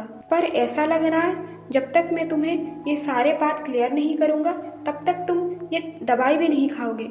तो सुनो, वो जो बर्थ कंट्रोल की टैबलेट थी वो तुम्हारे लिए नहीं थी, वो मेरे लिए थी। डॉक्टर बोला था अगर ये दवाई बार बार लिया जाएगा तो शरीर के लिए बहुत ही नुकसानदायक है, तुम्हारे शरीर के लिए। तो इसीलिए चाहा, यही रास्ता मैंने अपनाया था। अगर वो बर्थ कंट्रोल मेडिसिन अगर तुम्हें दूंगी, मैं नहीं चाहता था तुम्हारा हालत खराब हो, इसीलिए। और दूसरा भी ऑप्शन था पर मैं वो रास्ता चुनना नहीं चाहता था, इसीलिए मैंने वो दवाई लेने के लिए शुरू किया। उससे मैंने बोला कि ये बात जैसे लीज को पता नहीं लगनी चाहिए, अगर पता चलेगी तो उसे बहुत बुरा लगेगा। तुम्हारा कंडीशन अभी इम्प्रूव हुआ है पर पूरी तरह से रिकवर नहीं हुए हो अभी तक, इसीलिए मैं नहीं चाहता था कि तुम्हें मैं प्रेग्नेंट करूं और तुम्हें कोई मुसीबत के ओर ढकेल दूं। इसलिए वो मेडिसिन डॉक्टर से कह के मैं खुद लेने का सोचा था। फिर लीज ये सब बात सुन के बोलती है, अगर ऐसी बात है तो आज सुबह जो मुझे हर्बल टी दिए थे उसका क्या मतलब है? फिर बोलता है कि ये सिर्फ तुम्हारे बॉडी के लिए था और तुम्हारी बॉडी को गर्म रखने के लिए। ये जब बात सुनती है फिर शॉक हो जाती है और सोचती है कि क्या मैंने इतनी गलतफहमी पाल रखी थी, तो ये बस सिर्फ टी ही थी, नॉर्मल टी। फिर बेलोंड ऑर्डर देता है और इसको सेंट्रल हॉल में लेके चलो और सबको अभी के भी बुलाओ, जो जो एनन किंगडम से आए हैं उन लोगों को सबको बुलाओ और सभी वहाँ पे रहनी चाहिए। फिर वो टैबलेट निकाल के देता है, प्लीज ये लो खाओ टैबलेट। और इधर वो चिड़कों के लिए लड़की सोचता है कि यूरिक ने वो एंटीडोट को कहाँ पे रखा, क्या पॉकेट में रखा था या कोट में रखा था। फिर उसे अच्छी तरह से याद आती है कि उसने तो उसके पैंट पॉकेट में रखा था। और वो इडियट यूरिक अभी तक मेरे साथ कांटेक्ट क्यों नहीं किया, मेरे पास आया क्यों नहीं? ये मेरा भाई है पर कोई काम का नहीं है, एक नंबर का नालायक है। क्या उसे ये भी नहीं पता कि मैं इतने टाइम से यहाँ पे बंदी हो के हूँ? मुझे अभी तक पता भी नहीं चल रहा कि उसने वो दवाई पाया भी कि नहीं। अगर वो दवाई नहीं पाया होगा तो कैसी बात होगी? उसका प्यार करने वाली लीज, ये महारानी, उसके हाथों ही मारा जाएगा। फिर बेलोंड और इन दोनों की तो खैर मुझे तो बहुत ही मजा आएगा। फिर शैतानी मुस्कुरान बोल के बोलती है, ऐसा ही हुआ होगा। फिर अगले सीन में फिर लीज को दिखाते हैं और वो बोलती है कि नहीं, ये उसका दवाई नहीं हो सकता, जो पॉइजन मुझे पिलाया गया था वो पॉइजन अलग दिखता है, ये नहीं हो सकता। फिर सीन चेंज होता है और वो सभा में सबको बुलाया जाता है। वो हॉल में एनन के सारे जो आए थे वो लोग भी होते हैं और वहाँ पे उसे लेटा दिया जाता है यूरिक को। वो लोग बात कर रहे होते हैं, ऐसा नहीं लग रहा है ये प्रिंस यूरिक का है, हमें पहले जानना होगा कि यहाँ पे क्या हुआ और इतने रात को सारे लोग को यहाँ पे बुलाया क्यों गया है। और उसके साथ साथ लीज को भी लेके आते हैं और सारे लोग फुसफुसाने लगते हैं। लीज आती है और उनका रिएक्शन कुछ अच्छा नहीं होता एनन के लोगों का। डेस्टर का छोटा भाई उसे बैठने के लिए जगह देता है, प्लीज आप यहाँ से बैठिए लेडी एमिली। और वो बोलता है कि आज ये एम्पायर के सारे लोग यहाँ पे मौजूद हैं। लीज सोचती है, पर ये यहाँ पे मेरे बगल में खड़े क्यों हुए? डेस्टर का भाई बोलता है, भाई ने मुझे ये सब करने बोला है कि मैं हमेशा से तुम्हारे बगल में रहूं। और तुम्हें प्रोटेक्ट करूँ। ये बात सुन के लीज को बहुत ही अच्छा महसूस होता है और वो सोचता है, ऐसा लगता है कि मेरा भी एक परिवार है। फिर बेलॉन्ड उस टाइम पे बोलता है, मैंने आधी रात को इतने जरूरी मीटिंग में आपको आप सभी को बुलाया है। यहाँ पे जो गिरा पड़ा है वो है एनन किंगडम का प्रिंस यूरिक, और उसने ये महल में आके मेरे होते हुए ये लीज को मारने के लिए कोशिश किया और इसीलिए मैंने उसका जान ले लिया है। फिर लोग बात करते हैं, क्या लीज वही है जो किंग को फेवरेट प्रिंसेस है, एनन का प्रिंसेस है? ये सब बात करने लगते हैं। बेलॉन्ड बोलता है, और उसने अपनी खुद की बहन को ही जान से मारने की कोशिश किया है। फिर एनन के लोग बोलते हैं कि नहीं, ये नहीं हो सकता, प्रिंस ये सब कैसे कर सकते, कोई गलतफहमी हुई होगी। एनन किंगडम के फैमिली वाले और बहुत ही काइंड हैं। कि तुम लोगों को क्या लगता है, मुझे नहीं पता कि लीज वहाँ पे कैसे ट्रीट होती थी और उसके साथ क्या क्या जुल्म होता था। फिर वो ऑर्डर देता है कि इविस्का को लेके आओ। फिर उसे इविस्का को खींच के लेके आते हैं। वो चिल्लाते हुए बोलती है कि तुम लोग यहाँ पे खड़े खड़े मुंह क्या देख रहे हो, कुछ करो। फिर उसे बोलता है कि मैं अब तक तो तुम्हें जान से मार दिया होता, फिर भी लीज के वजह से मैंने अभी तक तुम्हें जान से नहीं मारा हूँ, और तुमने लीज को पॉइजन देने की कैसे कोशिश किया। फिर वो इविस्का बोलती है कि मैंने कुछ नहीं किया, ये सब यूरिक एनन का काम है और वही ने मुझे ये सब करने के लिए मुझे फोर्स किया था। और वो मेरे साथ साथ लीज को भी बहुत नफरत करता है क्योंकि उसमें रॉयल ब्लड है ही नहीं और वो बहुत ही जलता था। फिर बेलॉन्ड बोलता है कि तुमने अभी जो जो सारा बोला, क्या तुम्हारे पास कोई प्रूफ है? फिर वो लीज के तरफ उंगली दिखाते हुए बोलती है कि मेरी बहन वही है जो मेरी विटनेस है। फिर लोग भी उसे देखते हैं लीज को कि उसके हाथों में और हर जगह के शरीर में और कैसे चोट आई है, फिर भी उनको शकल ऐसा बनता है। लीज ये सब देख के सोचती है, ये लोग अभी भी नहीं बदले और कभी बदल भी नहीं सकते, हमेशा मुझे स्लेव की तरह ट्रीट करते आए हैं और इनके लिए मैं कोई भी मायने नहीं रखती। फिर मन ही मन थोड़ा मुस्कुराते बोलती है कि मुझे अच्छी तरह से पता है, तुम ये कभी सोचा भी नहीं होगा कि तुम्हारे प्लान के मुताबिक ये चीज बिल्कुल भी नहीं हुई। फिर लीज को सब कुछ बात याद आता है कि उन्होंने उसके साथ क्या क्या किया था। फिर लीज बोलते हैं कि हाँ, यूरिक ने मुझे पॉइजन देने की कोशिश किया था, कि नैनी को हमने बंदी बना लिया है और उसका जान के खतरा है, ये सब तुम्हारी काम थी। इविस्का को देखते हुए बोलती है। फिर इविस्का बोलती है कि मैंने तुम्हें बताया था ना, वो मुझे डराने की कोशिश किया था और मुझे धमकियां दिया था, इस वजह से मुझे ये सब करने के लिए मजबूर हुआ। फिर डस्टर्ड का भाई बोलता है। फिर डस्टर्ड उसके पास जाके बोलता है, क्या तुम भूल गई कि तुम हार्टेनिस एम्पायर में हो? टॉर्चर और ऐसे घिनौने काम के लिए यहाँ पे परमिशन नहीं है। फिर वो चिल्लाती हुई चिड़कों के लिए बोलती है, लीज को देखते हुए बोलती है, तुम नीच मैं नहीं, नीच तुम हो। अगर मैं ना चाहती तो वो तुम्हारी जगह पे मैं होती। फिर बेलॉन्ड जब ये बात सुनता है फिर चिल्लाते हुए बोलता है, ये साम्राज्य की महारानी है तो तुम्हें उसको सम्मान देना पड़ेगा, क्या इतना भी नहीं पता? फिर ये बात सुन के वो शौक हो जाती है। चिड़कों के लिए बोलती है, क्या महारानी? सारे भी शौक हो जाते हैं और डस्टर्ड का भाई बोलता है, ये बिल्कुल भी अच्छा प्रपोजल नहीं था, ये प्रॉपर टाइम भी नहीं है। लीज भी सोचती है, क्या इस साम्राज्य की महारानी? और उसको उसी टाइम पे खबर आता है कि हमने ढूंढ लिया है और वो एनन की ही एक मेड है कि हाथ पैर में बहुत चोट आई है, फिर भी वो उनके रूम क्लीन कर रही है। ये बात सुन के साबित हो जाता है कि वो एनन से नहीं, हार्टेनिस के एक मेड को वो परेशान की थी। फिर उसे बोलता है वो मेड को जल्दी से डॉक्टर के पास लेके जाओ। फिर इविस्का बोलती है, योर मैजेस्टी, मैंने तो आपको बताया था कि दवाई कहाँ पे है। और डस्टर्ड बोलता है कि हाँ, तुमने बोला था कि उसका कोट में दवाई है और लीज को मैंने दे भी चुका हूँ।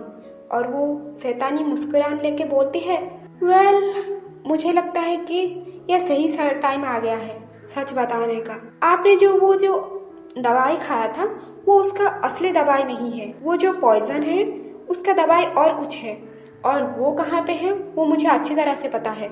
उस टाइम पे उसके पॉकेट में निकालती है वो दवाई। फिर बैलेंट बोलता है क्या?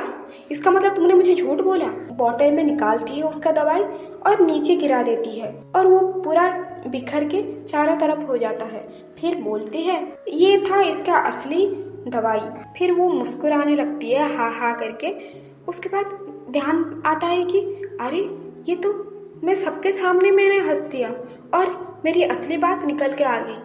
फिर डस्टर बोलता है इन लोगों का तो मुंह ही बन जाता है और ये डिसीजन सुन के ये लोग बिल्कुल भी खुश नहीं होते। और डस्टर बोलता है और सिर्फ लेस तक बात नहीं है, वो लोग 5 साल पहले मुझे भी मारने की कोशिश किया गया था और उन्होंने मुझे एक पेड़ में रस्सी से बांध के एक भयानक मौत दिया था। इविस्का को देखते हुए बोलता है तुम्हारा क्राइम्स भी इतना सीरियस है पर मैं मेरा प्रॉमिस निभाता हूँ और मैं तुम्हें जान से नहीं मारूंगा, ना ही मैं तुम्हें टॉर्चर करूंगा और एनन में तुम्हें जिंदा ही भेज दिया जाएगा। पर 10 साल के बाद नहीं 10 साल बहुत कम हो गया, क्यों ना हम उससे 20 साल कर देते हैं। और वो बोलता है मैं हार्टनेस एम्पायर का महाराजा और ये जजमेंट देता हूँ प्रिंसेस एविस्का एनन को महाराजा के साथ साथ महारानी को भी हानि पहुंचाने के जुर्म में तुम्हें पनिशमेंट मिलती है कि तुम स्वर्ण की देखभाल के लिए रखे जाओगे 20 साल तक। जब तक तुम वो स्वर्ण की देखभाल करोगे तभी ही तुम्हें खाने के लिए खाना मिलेगी, नहीं तो तुम ऐसे ही सड़ोगे। फिर ये बात जब सुनती है वो बोलती है कि नहीं, मैं चाहती हूँ मर जाना, मैं ये स्वरों की देखभाल नहीं कर सकती, मर जाना ही बेहतर समझूंगी और तुमने मुझे फंसाया है। फिर डस्टर बोलता है इसे ले जाओ और उसे धक्का देते हुए ले जाते हैं। फिर सीन चेंज होता है और ये लोग रूम पे आ जाते हैं। फिर डस्टर बोलता है कि तुम ही हो ये एम्पायर का राजकुमारी। फिर उसे एक बॉक्स देता है। वो देखती है कि ये बॉक्स कौन सा है। जब वो बॉक्स ओपन करके देता है तब होती है ये देखो लिज, मैंने ये अपनी वाइफ के लिए बनाई है। वो बॉक्स के अंदर होता है ताज। ये ताज तो मेरी माँ ने मेरे लिए बनाया था और इविस्का ने मेरे से छीन लिया था। मुझे लगा ये मैंने खो दिया है जिस दिन अटैक हुआ था, पर मुझे वापस मिल गई। डस्टर बोलता है ये उसी को वापस मिली जो इसका हकदार था, तुम ही हो इसका हकदार। फिर लिज ये बॉक्स उठा के जा रही होती है। डस्टर बोलता है कि क्या तुम ऐसे ही जाने वाली हो, और ऐसे प्यारा सा स्माइल देके उसे बोलता है पपी की तरह। फिर लिज भी खुश हो जाती है। लिज उसका हाथ पकड़ लेती है। फिर ये दोनों आपस में प्यार करने लगते हैं और सीन चेंज होता है और दिखाया जाता है वो जो यूरिक है उसको होश आ चुका होता है और यहाँ पे इन दोनों को दिखाया जाता है और उसका प्रपोजल भी वो एक्सेप्ट कर चुकी होती है। फिर लिज भी बोलती है कि मैं वापस से खुश होने लगी हूँ और मुझे वो पुराने दिनों की याद आ रही है जिस दिन मैं तुम्हारे साथ खुश रहा करती थी, और जब से तुम चले गए मेरी जिंदगी से तब से मेरे अंदर वो हिम्मत ही नहीं था, पर मैं तुम्हारे साथ रहते हुए बिल्कुल भी बदल चुकी हूँ और मेरे में बहुत ही बदलाव आ रही है और मैं आपकी वाइफ बनना चाहूंगी। फिर एक प्यारा सा किस हो जाता है और जब ये लोग सुनते हैं लिज ये एम्पायर का महारानी बनने वाले हैं, उसके दोस्त और तीनों मेड खुश हो जाती हैं और डिसाइड करने लगती हैं कि कौन सा ड्रेस उनको ज्यादा सूट करेगी और चूज करने लगते हैं। ड्रेस चूज करते हैं।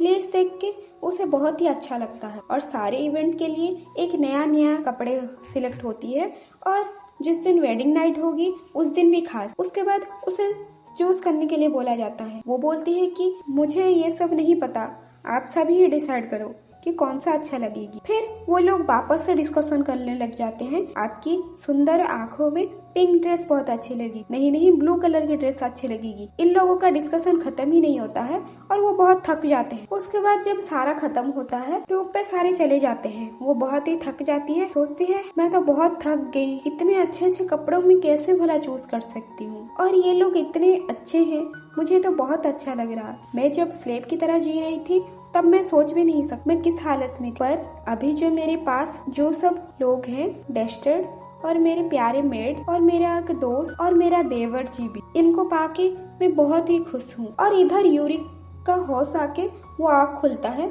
और सोचता है कि मैं इधर कहाँ हूँ, और जब उसका सीने में जाकर टच करता है तब अच्छे से चेक करता है तो उसमें बैंडेज लगी हुई है और याद आ जाता है कि उसे तलवार उसके सीने में घोंप दिया गई थी। और वो सोचता है कि वो स्लेव डस्टर, मुझे लगा कि वो पानी में गिर के मर चुका होगा। मुझे विश्वास भी नहीं हो रहा कि वो ये साम्राज्य का राजा हो सकता था। फिर उसी टाइम पे डस्टर भी पहुंचता है और बोलता है कि फाइनली तुम जाग ही गए। यूरिक बोलता है कि मैं कहाँ पे हूँ और मैं यहाँ पे ऐसे बंदी होके क्यों हूँ। फिर उसका गार्ड बोलता है कि तुम पागल कुत्ता, तुम्हारी हिम्मत कैसे हुई राजा के साथ ऐसे बात करने की। फिर डस्टर बोलता है कि तुम्हें तो खुद को लकी समझना चाहिए, मैं तो तुम्हें जान से मार देने की चाहता था, पर नहीं, मेरे पास एक बेटर आइडिया था। डस्टर बोलता है कि ये मेरा अंकल का रूम था, मैं उनको टॉर्चर के साथ साथ और जब तक यहाँ पे वो मर नहीं गए तब तक यहाँ पे थे, अब ये जगह तुम्हारी है। यूरिक सोचता है मन ही मन कि मुझे शांत रहना होगा, मुझे पहले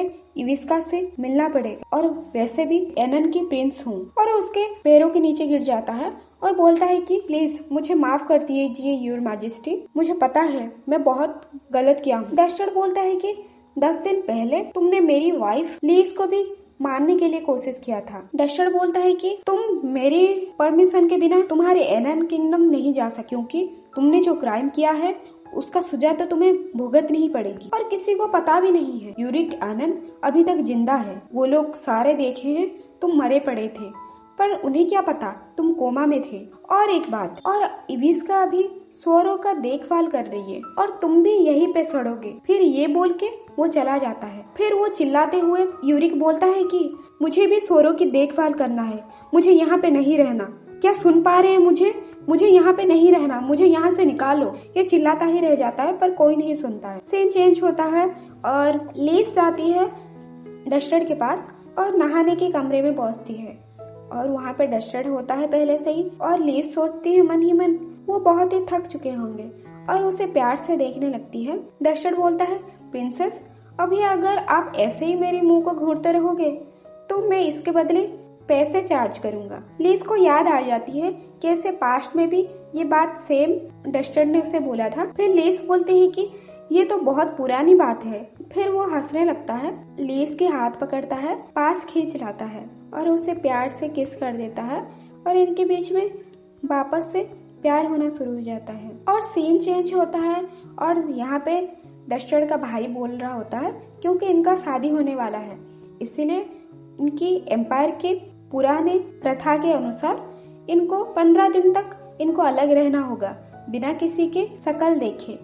और बिल्कुल भी मिल नहीं सकते। ये सब सारा समझा रहा है, मेरी नजर हमेशा आप दोनों के ऊपर रहेगी और ये मत सोचना कि मेरी नजरों से आप लोग बच जाओगे। डस्टर मन ही मन सोचता है और लीज के कान में जाके बोलता है, ये बोरिंग चीजें इग्नोर करो, ये बस पुरानी जमाने की फॉर्मेलिटी पूरा करने के लिए है। फिर उसका भाई बोलता है तुम लोगों को बोली थी ना साथ नहीं रहना चाहिए, तुम कान में क्या फुसफुसा रहे हो। फिर लीज बोलती है कि जैसा पुराने से चलती आई है वैसा ही होगी। और वेडिंग डे पास आ रहा होता है और उसे पहले से ही उसे सब कुछ सीखना पड़ता है। फिर लीज बहुत ही थक जाती है, सोचती है कि ये तो बहुत सारा काम करना पड़ता है और मुझे बैलोन की याद भी आने लग गई। अगर सिर्फ मुझे शादी के दिन के लिए ही मुझे इतना काम अगर करना पड़ रहा। खैर मैंने बहुत अच्छे से प्रैक्टिस कर लिया है, मुझे विश्वास भी नहीं हो रहा।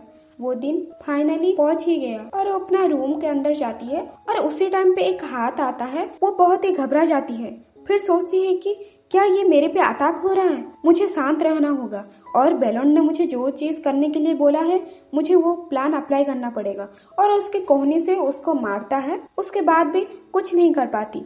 वो छटपटाती है बहुत घबराते हुए। फिर सोचती है कि मैंने तो ऐसे ही अटैक किया जैसे मुझे बैलोन ने सिखाया था। उसके बाद आवाज आती है, आप अगर मुझे जान से मार देंगी तो कल आप किसके साथ शादी करने वाले हो। फिर वो बोलती है कि बैलोन। फिर बैलोन हंसते हुए बोलता है, ऐसी सिचुएशन में तुम्हें तो चिल्लाना चाहिए, जबकि मैंने तुम्हारा मुंह भी बंद नहीं करा था। फिर लीज मुंह फुलाते हुए पूछती है, कितनी देर से तुम यहाँ पे इंतजार कर रहे हो। फिर तभी भी बैलोन हंसते जाता है और वो मुंह फुलाते हुए वो वहाँ से चली जाती है और उसका हाथ पकड़ के बोलता है कि लाइट ऑन मत करो, अगर तुम लाइट ऑन करोगे तो हम दोनों यहाँ पे बुरी तरह से पकड़ा जाएंगे। लीज पूछती है, क्या आपको लगता है हम पे कोई नजर रख रहा है। बैलोन बोलता है कि बिल्कुल, वो मेरे एनोइंग भाई वो हर टाइम पे मेरा नजर रख रहा है। आजकल तो इतनी नजर रखा है मेरे पे कि मैं क्या बताऊं, हर मिनट हर सेकंड वो मेरे पे नजर रखा हुआ है और वो बार बार बोले जा रहा है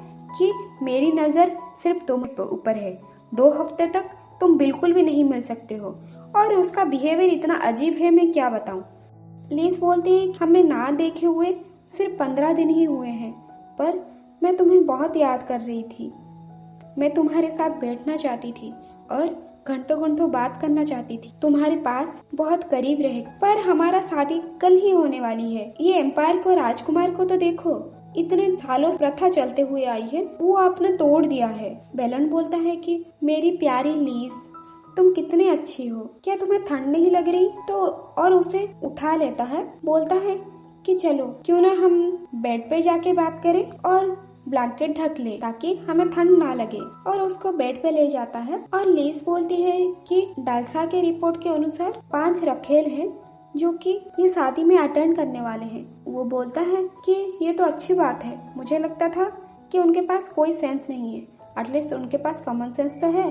लीज बोलती है पर उनमें से 2 चाहती है कि वो रखेल ना बने और ये साम्राज्य की महारानी बनना चाहती है। फिर वो गुस्सा होने लगती है। डस्टर पास आके बोलता है, ऐसा लग रहा है जैसे तुम अपना ओरिजिनल पर्सनालिटी में वापस आ रही हो। क्या तुम्हें याद नहीं 5 साल पहले जब हम मार्केट साथ में थे, एक लड़की ने मुझे देख के स्माइल किया था और तब से तुम मेरे साथ बात करना ही बंद कर दिया। मुझे इतना पनिशमेंट दिया था कि तुमने मुझे वो मिठाई भी छूने नहीं दिया था, वो मिठाई भी मेरे से दूर कर दिया था। फिर लेस बोलती है कि क्या तुम्हें ये सब अभी भी याद है? बोलते हैं कि ये बहुत टाइम की बात है और मैं तब सिर्फ 16 साल की थी, ये सिर्फ एक बार ही हुआ था, पर तुमने तो जिंदगी भर ही याद रख लिया है। हर टाइम पे थोड़ी मैं ऐसा करती थी। डस्टर पास आके बोलता है, तो तुम्हें भी याद है ये बात? लीस बोलती है, क्या इसके लिए तुम मुझे पनिश करने वाले हो? डस्टर बोलता है, मैं मेरी प्यारी प्रिंसेस को कैसे पनिश कर सकता हूँ? मैं तुम्हें एक रिवॉर्ड देना चाहता हूँ,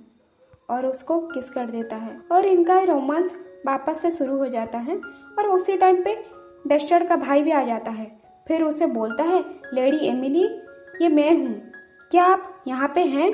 मुझे बस आवाज दीजिए कि मैं कंफर्म हो जाऊँ कि आप यहाँ पे हैं। फिर वो कोई जवाब भी नहीं मिलता है, तो वो डस्टर का भाई सोचता है शायद वो अभी तक रूम में नहीं आए हैं। डस्टर बोलता है कि वो 1 नंबर का ऐसा बिल्ली है जो कि चूहा को पकड़ने जैसा अभी हर जगह तुम्हें ढूंढने के लिए कोशिश करेगा। फिर बोलता है, हम पकड़े जाने के पहले ही हमें इस रूम से, हमें यहाँ से निकलना होगा, और उसको जूते पहना देता है। फिर वापस से वो डस्टर का भाई आ जाता है और बोलता है कि लेडी एमिली, आप आपके कमरे में ही है ना? फिर गार्ड को ऑर्डर देता है कि गार्ड ये दरवाजा खोलो, और मेरे पास ये कमरा की चाबी भी है। जब ये बात सुनते हैं ये लोग बहुत ही घबरा जाते हैं।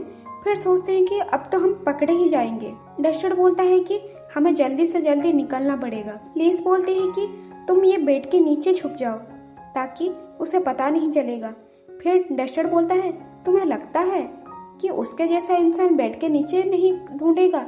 वो तो सबसे पहले बेड के नीचे ही ढूंढेगा। फिर उसे भगा के ले जाता है और खिड़की के बालकोनी से वो जंप कर लेता है। लीस बोलती है कि ऐसा मत कहो, मैं जंप नहीं कर सकती। फिर तब तक डस्टर जंप कर भी चुका होता है और नीचे से बोलता है, मेरे पे विश्वास रखो और यहाँ से कूद जाओ, मैं तुम्हें पकड़ लूंगा। जल्दी करो लीस, तुम जब 16 साल की थी तब तो तुम बहुत से ऐसे पेड़ों में चढ़ जाती थी और तुम में बहुत हिम्मत था, पर अभी क्या हुआ? लीस बोलती है कि वो बस पेड़ थे और इतना ऊंचा नहीं थी जितना तुम अभी मुझे यहाँ से कूदने बोल रहे हो।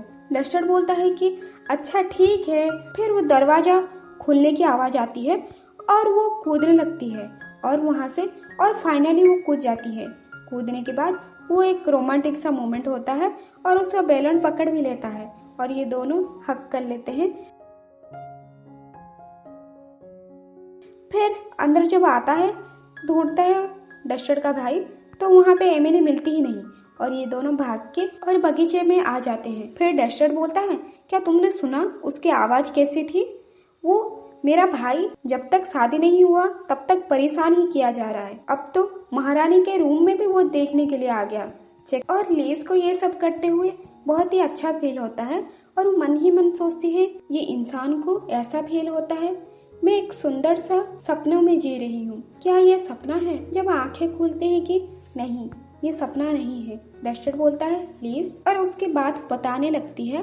वो बोलती है कि मुझे अचानक से घबराहट हो जाती है और मैं बिल्कुल खुश नहीं रह पाती थी, पर अभी इस टाइम में मैं जैसा फील कर रही हूँ, ऐसा लगता है अंधेरा रूम में भी प्रिंसेस तुम एक रोशनी की तरह हो। डस्टर बोलता है कि मैं हमेशा तुम्हारे साथ रहूंगा। और फाइनली इन दोनों की शादी हो जाता है। वहाँ पे दोनों शपथ लेते हैं, मैं बेलोंड हार्टेनिस और मेरी प्यारी लीस को जिंदगी भर के लिए उसे प्यार करूंगा। गॉड करे कि ये एम्पायर को हमेशा ऐसे प्रोटेक्ट। फिर सारे मेड भी बहुत खुश हो जाते हैं और सोचते हैं कि ये पहला है जो मैंने राजकुमार को ऐसे स्माइल करते हुए देखा है। इससे पहले मैंने कभी नहीं देखा था। और लेडी लीस को धन्यवाद करना चाहिए कि वही वो इंसान है जो राजकुमार बेलेंड के जिंदगी में प्यार भर पाए। और जब इन दोनों की शादी हो गई तब से सारे रखेल भी ये महल छोड़ के चले गए। और सीन चेंज होता है और दिखाया जाता है कि सोयर की टट्टी साफ करते हुए एविस्का को, और एक गुस्से में एक सोर तो उसका कपड़ा को खींचने लगता है और उसको लात मारती है। और वो सोर भी बहुत गुस्सा हो जाता है ये सोरनी के ऊपर और उसको धक्का देके नीचे भी गिरा देता है। एविस्का बोलती है कि तुम इतने गंदे प्लेस में रहने वाले मुझ पे अटैक किया, अब देखना तुम्हारे साथ क्या होता है। फिर वहाँ से पीछे लड़कियां आती हैं और बोलती हैं कि तुम्हें कितना टाइम लगेगा, तुम्हें अच्छे से बोला है ना कि सोरों को अच्छे से पानी पिलाओ, क्या तुम ऐसे ही बैठी रहोगी, क्या तुम्हारे पास कोई काम धंधा नहीं है। और वो उठ के जाती है। वो लड़कियां बोलती हैं तुम तो सॉरी भी नहीं कह रहे हो, तुम इतना क्रूएल कैसे हो सकती हो, तुम जानवरों के साथ भी ऐसा ट्रीट करते हो, ये तो तुम्हारे साथ होना चाहिए। फिर और एक मेड आती है और बोलती है कि महाराज ने बोला है कि आज बहुत ही अच्छा खाना मिलेगा, हम सभी को बुलाए हैं। फिर दूसरी मेड बोलती है कि ओ कितने अच्छे हैं, वो हमारे बारे में भी सोचते हैं। जब ये बात सुनती है एविस्का, क्या मैं भी आप लोगों के साथ जा सकती हूँ। फिर उसको दोनों ऐसे घूरते हैं, उसका मजाक उड़ाते हुए बोलते हैं तुम्हें अपने औकात में रहना चाहिए, तुम एनिमल्स को तो अच्छा ट्रीट नहीं करती और तुम्हें कौन अच्छे से ट्रीट करेगा, तुम सिर्फ सोरों की देखभाल करने के लिए लायक हो। और ये कह के वो दोनों चली जाती हैं। और ये बात सुन के वो पता नहीं चिड़कोकली रोने लग जाती है और अपना और सर को पकड़ लेती है। और सीन चेंज होती है और हमारी प्रिंसेस बहुत ही अच्छे से तैयार हो जाती है। वो बहुत ही सुंदर दिख रही होती है और उनका वेडिंग नाइट भी होती है और इन दोनों के बीच में एक प्यारा सा मोमेंट और रोमांस भी हो जाता है। और उसके बाद का सीन दिखाया जाता है कि बेलोंड एक लेटर पढ़ रहा होता है। लीस भी पास होती है। फिर बोलती है लीस, मैं जहाँ पे रहती थी मुझे उस जगह की याद आ रही और मेरी नैनी के पास मैंने बहुत ही गिफ्ट्स भेजा है, पर मुझे नहीं लगता कि इतना काफी होगा, मुझे उनकी बहुत ही याद आ रही है। फिर डस्टर को भी याद आता है जब गर्मी का शुरुआत होता था, हम पहली बार मिले थे। वो गांव में 4 सीजन होते हैं, सारे सीजन में अच्छा लगता है पर खास करके समर के शुरुआत में। फिर बोलता है क्या हम साथ में चलें, अभी हम पति पत्नी हैं, जहाँ पे तुम जाओगी वहाँ पे मैं भी चलूंगा और मैं तुम्हें अकेला नहीं छोड़ना चाहता, हर टाइम पे मैं तुम्हारे साथ रहूंगा। फिर सीन चेंज होती है और वो पहुंच जाते हैं अपने नैनी के गांव में और वो बोलती है कि मैं आ गई। फिर उसका जो नैनी देखती है बहुत ही खुश हो जाती है, बोलती है मेरी प्रिंसेस लीस। उसके बाद भागते हुए जाके वो दोनों हग कर लेते हैं प्यार से और उसके नैनी आंखों में और लीस के आंखों में भी आंसू आने लगती है। फिर उसके नैनी बोलती है कि मुझे थोड़ा मेरी प्रिंसेस को देखने दो, मैं उसे जी भर के देखना चाहती हूँ। मुझे तुम्हारी चिंता बहुत ही हो रही थी पर आज देखो तुम अभी बड़ी हो चुकी हो, 22 साल की हो चुकी हो और उसके साथ साथ तुम एक प्रिंसेस भी हो। फिर वो कोचमैन आ जाता है, फिर बोलता है कि वो सिर्फ प्रिंसेस नहीं है, वो एक महारानी बन चुकी है, घर के अंदर आओ, तुम कैसे एक खास मेहमान को तुम बाहर खड़े करके रख सकती हो।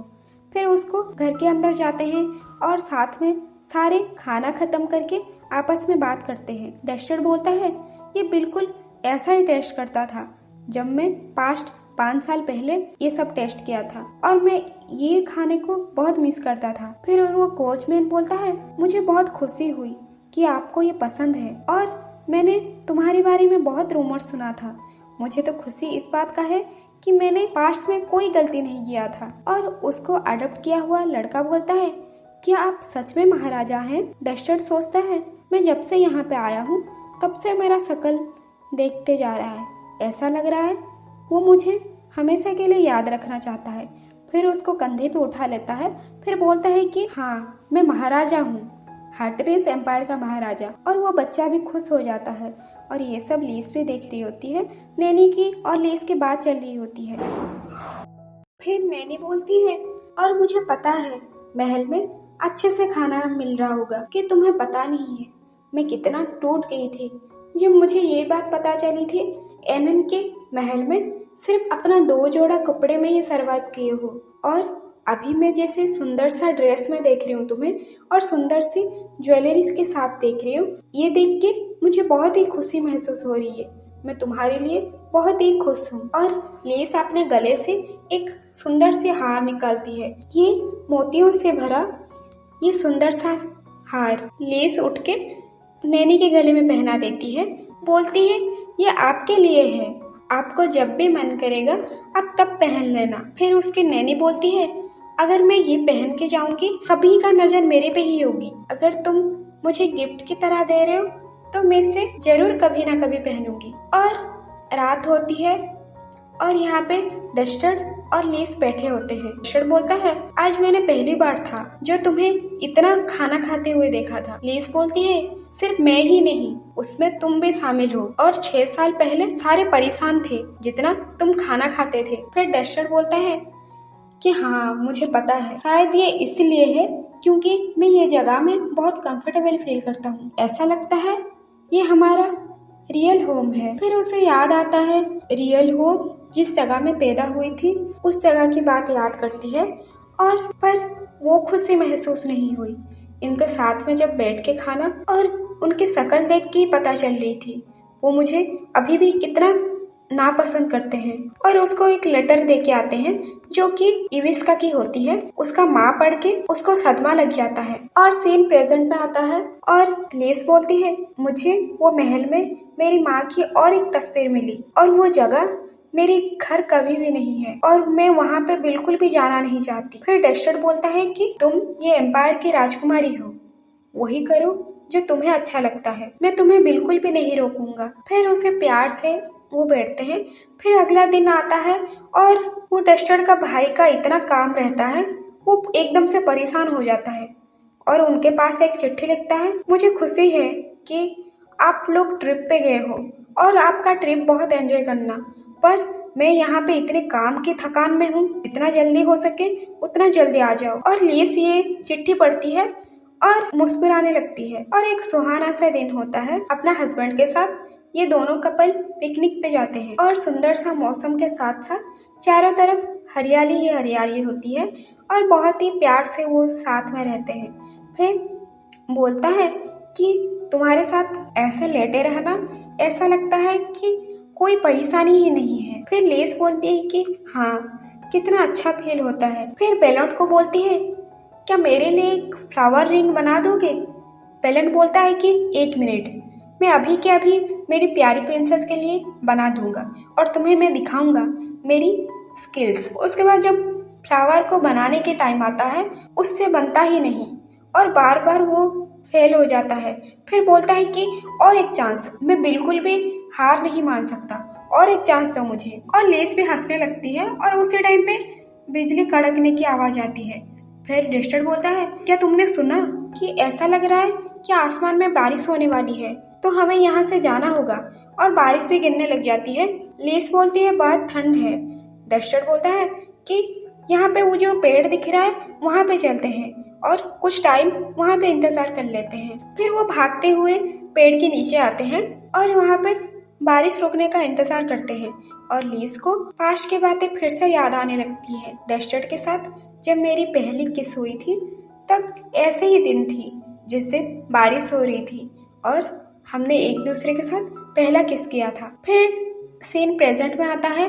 डस्टर बोलता है कि लेस, क्या तुम्हें ठंड लग रही है? ऐसा कहो कि तुम्हें ठंड लग रही है। लेस बोलती है, पर क्यों? डस्टर बोलता है, क्योंकि मैं तुम्हें अपने किस के साथ मैं तुम्हें गर्म कर पाऊँ। उसके बाद उनके बीच में प्यारा सा किस हो जाता है वापस से। फिर उसी टाइम पे लेस बोलती है, मैं तैयार हूँ डस्टर, एक छोटा सा हमारा परिवार बनाने के लिए। और ये बात बोल के लेस शर्माने लगती है और डस्टर भी ये बात सुन के बहुत खुश हो जाता है और उसको पास खींच लाता है और उनके बीच में रोमांस शुरू हो जाता है और दिखाया जाता है कि बारिश रुक चुकी है। ये दोनों लेटे हुए साथ में ये मौसम का मजा लेते हैं। फिर लेस बोलती है कि मैं कुछ करना चाहती हूँ, मैं चाहती हूँ और ये गांव में एक भी स्कूल नहीं है। स्कूल के साथ साथ सारे बच्चों को एजुकेशन दिया जाए और लाइब्रेरी भी एक हो, अच्छा वाला लाइब्रेरी, जिसमें वो डस्टर्ड नाम की एक फेरी टेल बुक भी रहना चाहिए। फिर डस्टर्ड बोलता है, तुम पहले कहते थे कि तुम्हारी एक ही विश है कि तुम सिर्फ मेरे साथ रहना चाहती हो, पर तुम्हारे तो बहुत सारे विश निकल के आ रहे हैं। लेस बोलती है कि हाँ, क्योंकि अभी मैं महारानी बन चुकी हूँ और मुझे अच्छी तरह से पता है महाराज मुझे सब कुछ दिला देंगे जो मैं चाहती हूँ। फिर डस्टर बोलता है, आप कितना होशियार हैं प्रिंसेस, कहाँ गई वो डरने वाली एक राजकुमारी जो एनन में थी। वो बोलती है कि वो अभी भी है, पर अभी वो दुख नहीं है क्योंकि उसके साथ एक प्यार करने वाला हस्बैंड उसके पास है। कितना अच्छे दिन है, कितना सुकून भरा। लेस मन ही मन डस्टर्ड को देखते हुए सोचती है, अगर मेरी बच्चों का पिता डस्टर्ड बने तो वो बहुत ही सुंदर दिखेंगे। मैं चाहती हूँ बिल्कुल डस्टर्ड की तरह दिखे, मेरे दो प्यारे प्यारे बच्चे हों। ये दुनिया पूरी तरह से खुशियों से भरा है, एक ऐसा खुशी जो सिर्फ मुझे डस्टर्ड के साथ ही मिलता है। मैं चाहूंगी हर पल डस्टर्ड के साथ ही बिता पाऊं और जीने के लिए मुझे एक नया सहारा। और टाइम बीतती है और इनके दो प्यारे प्यारे बच्चे हो जाते हैं और खुशी से उनकी जिंदगी बीतती है और इस तरह ये कहानी खत्म हो जाती है।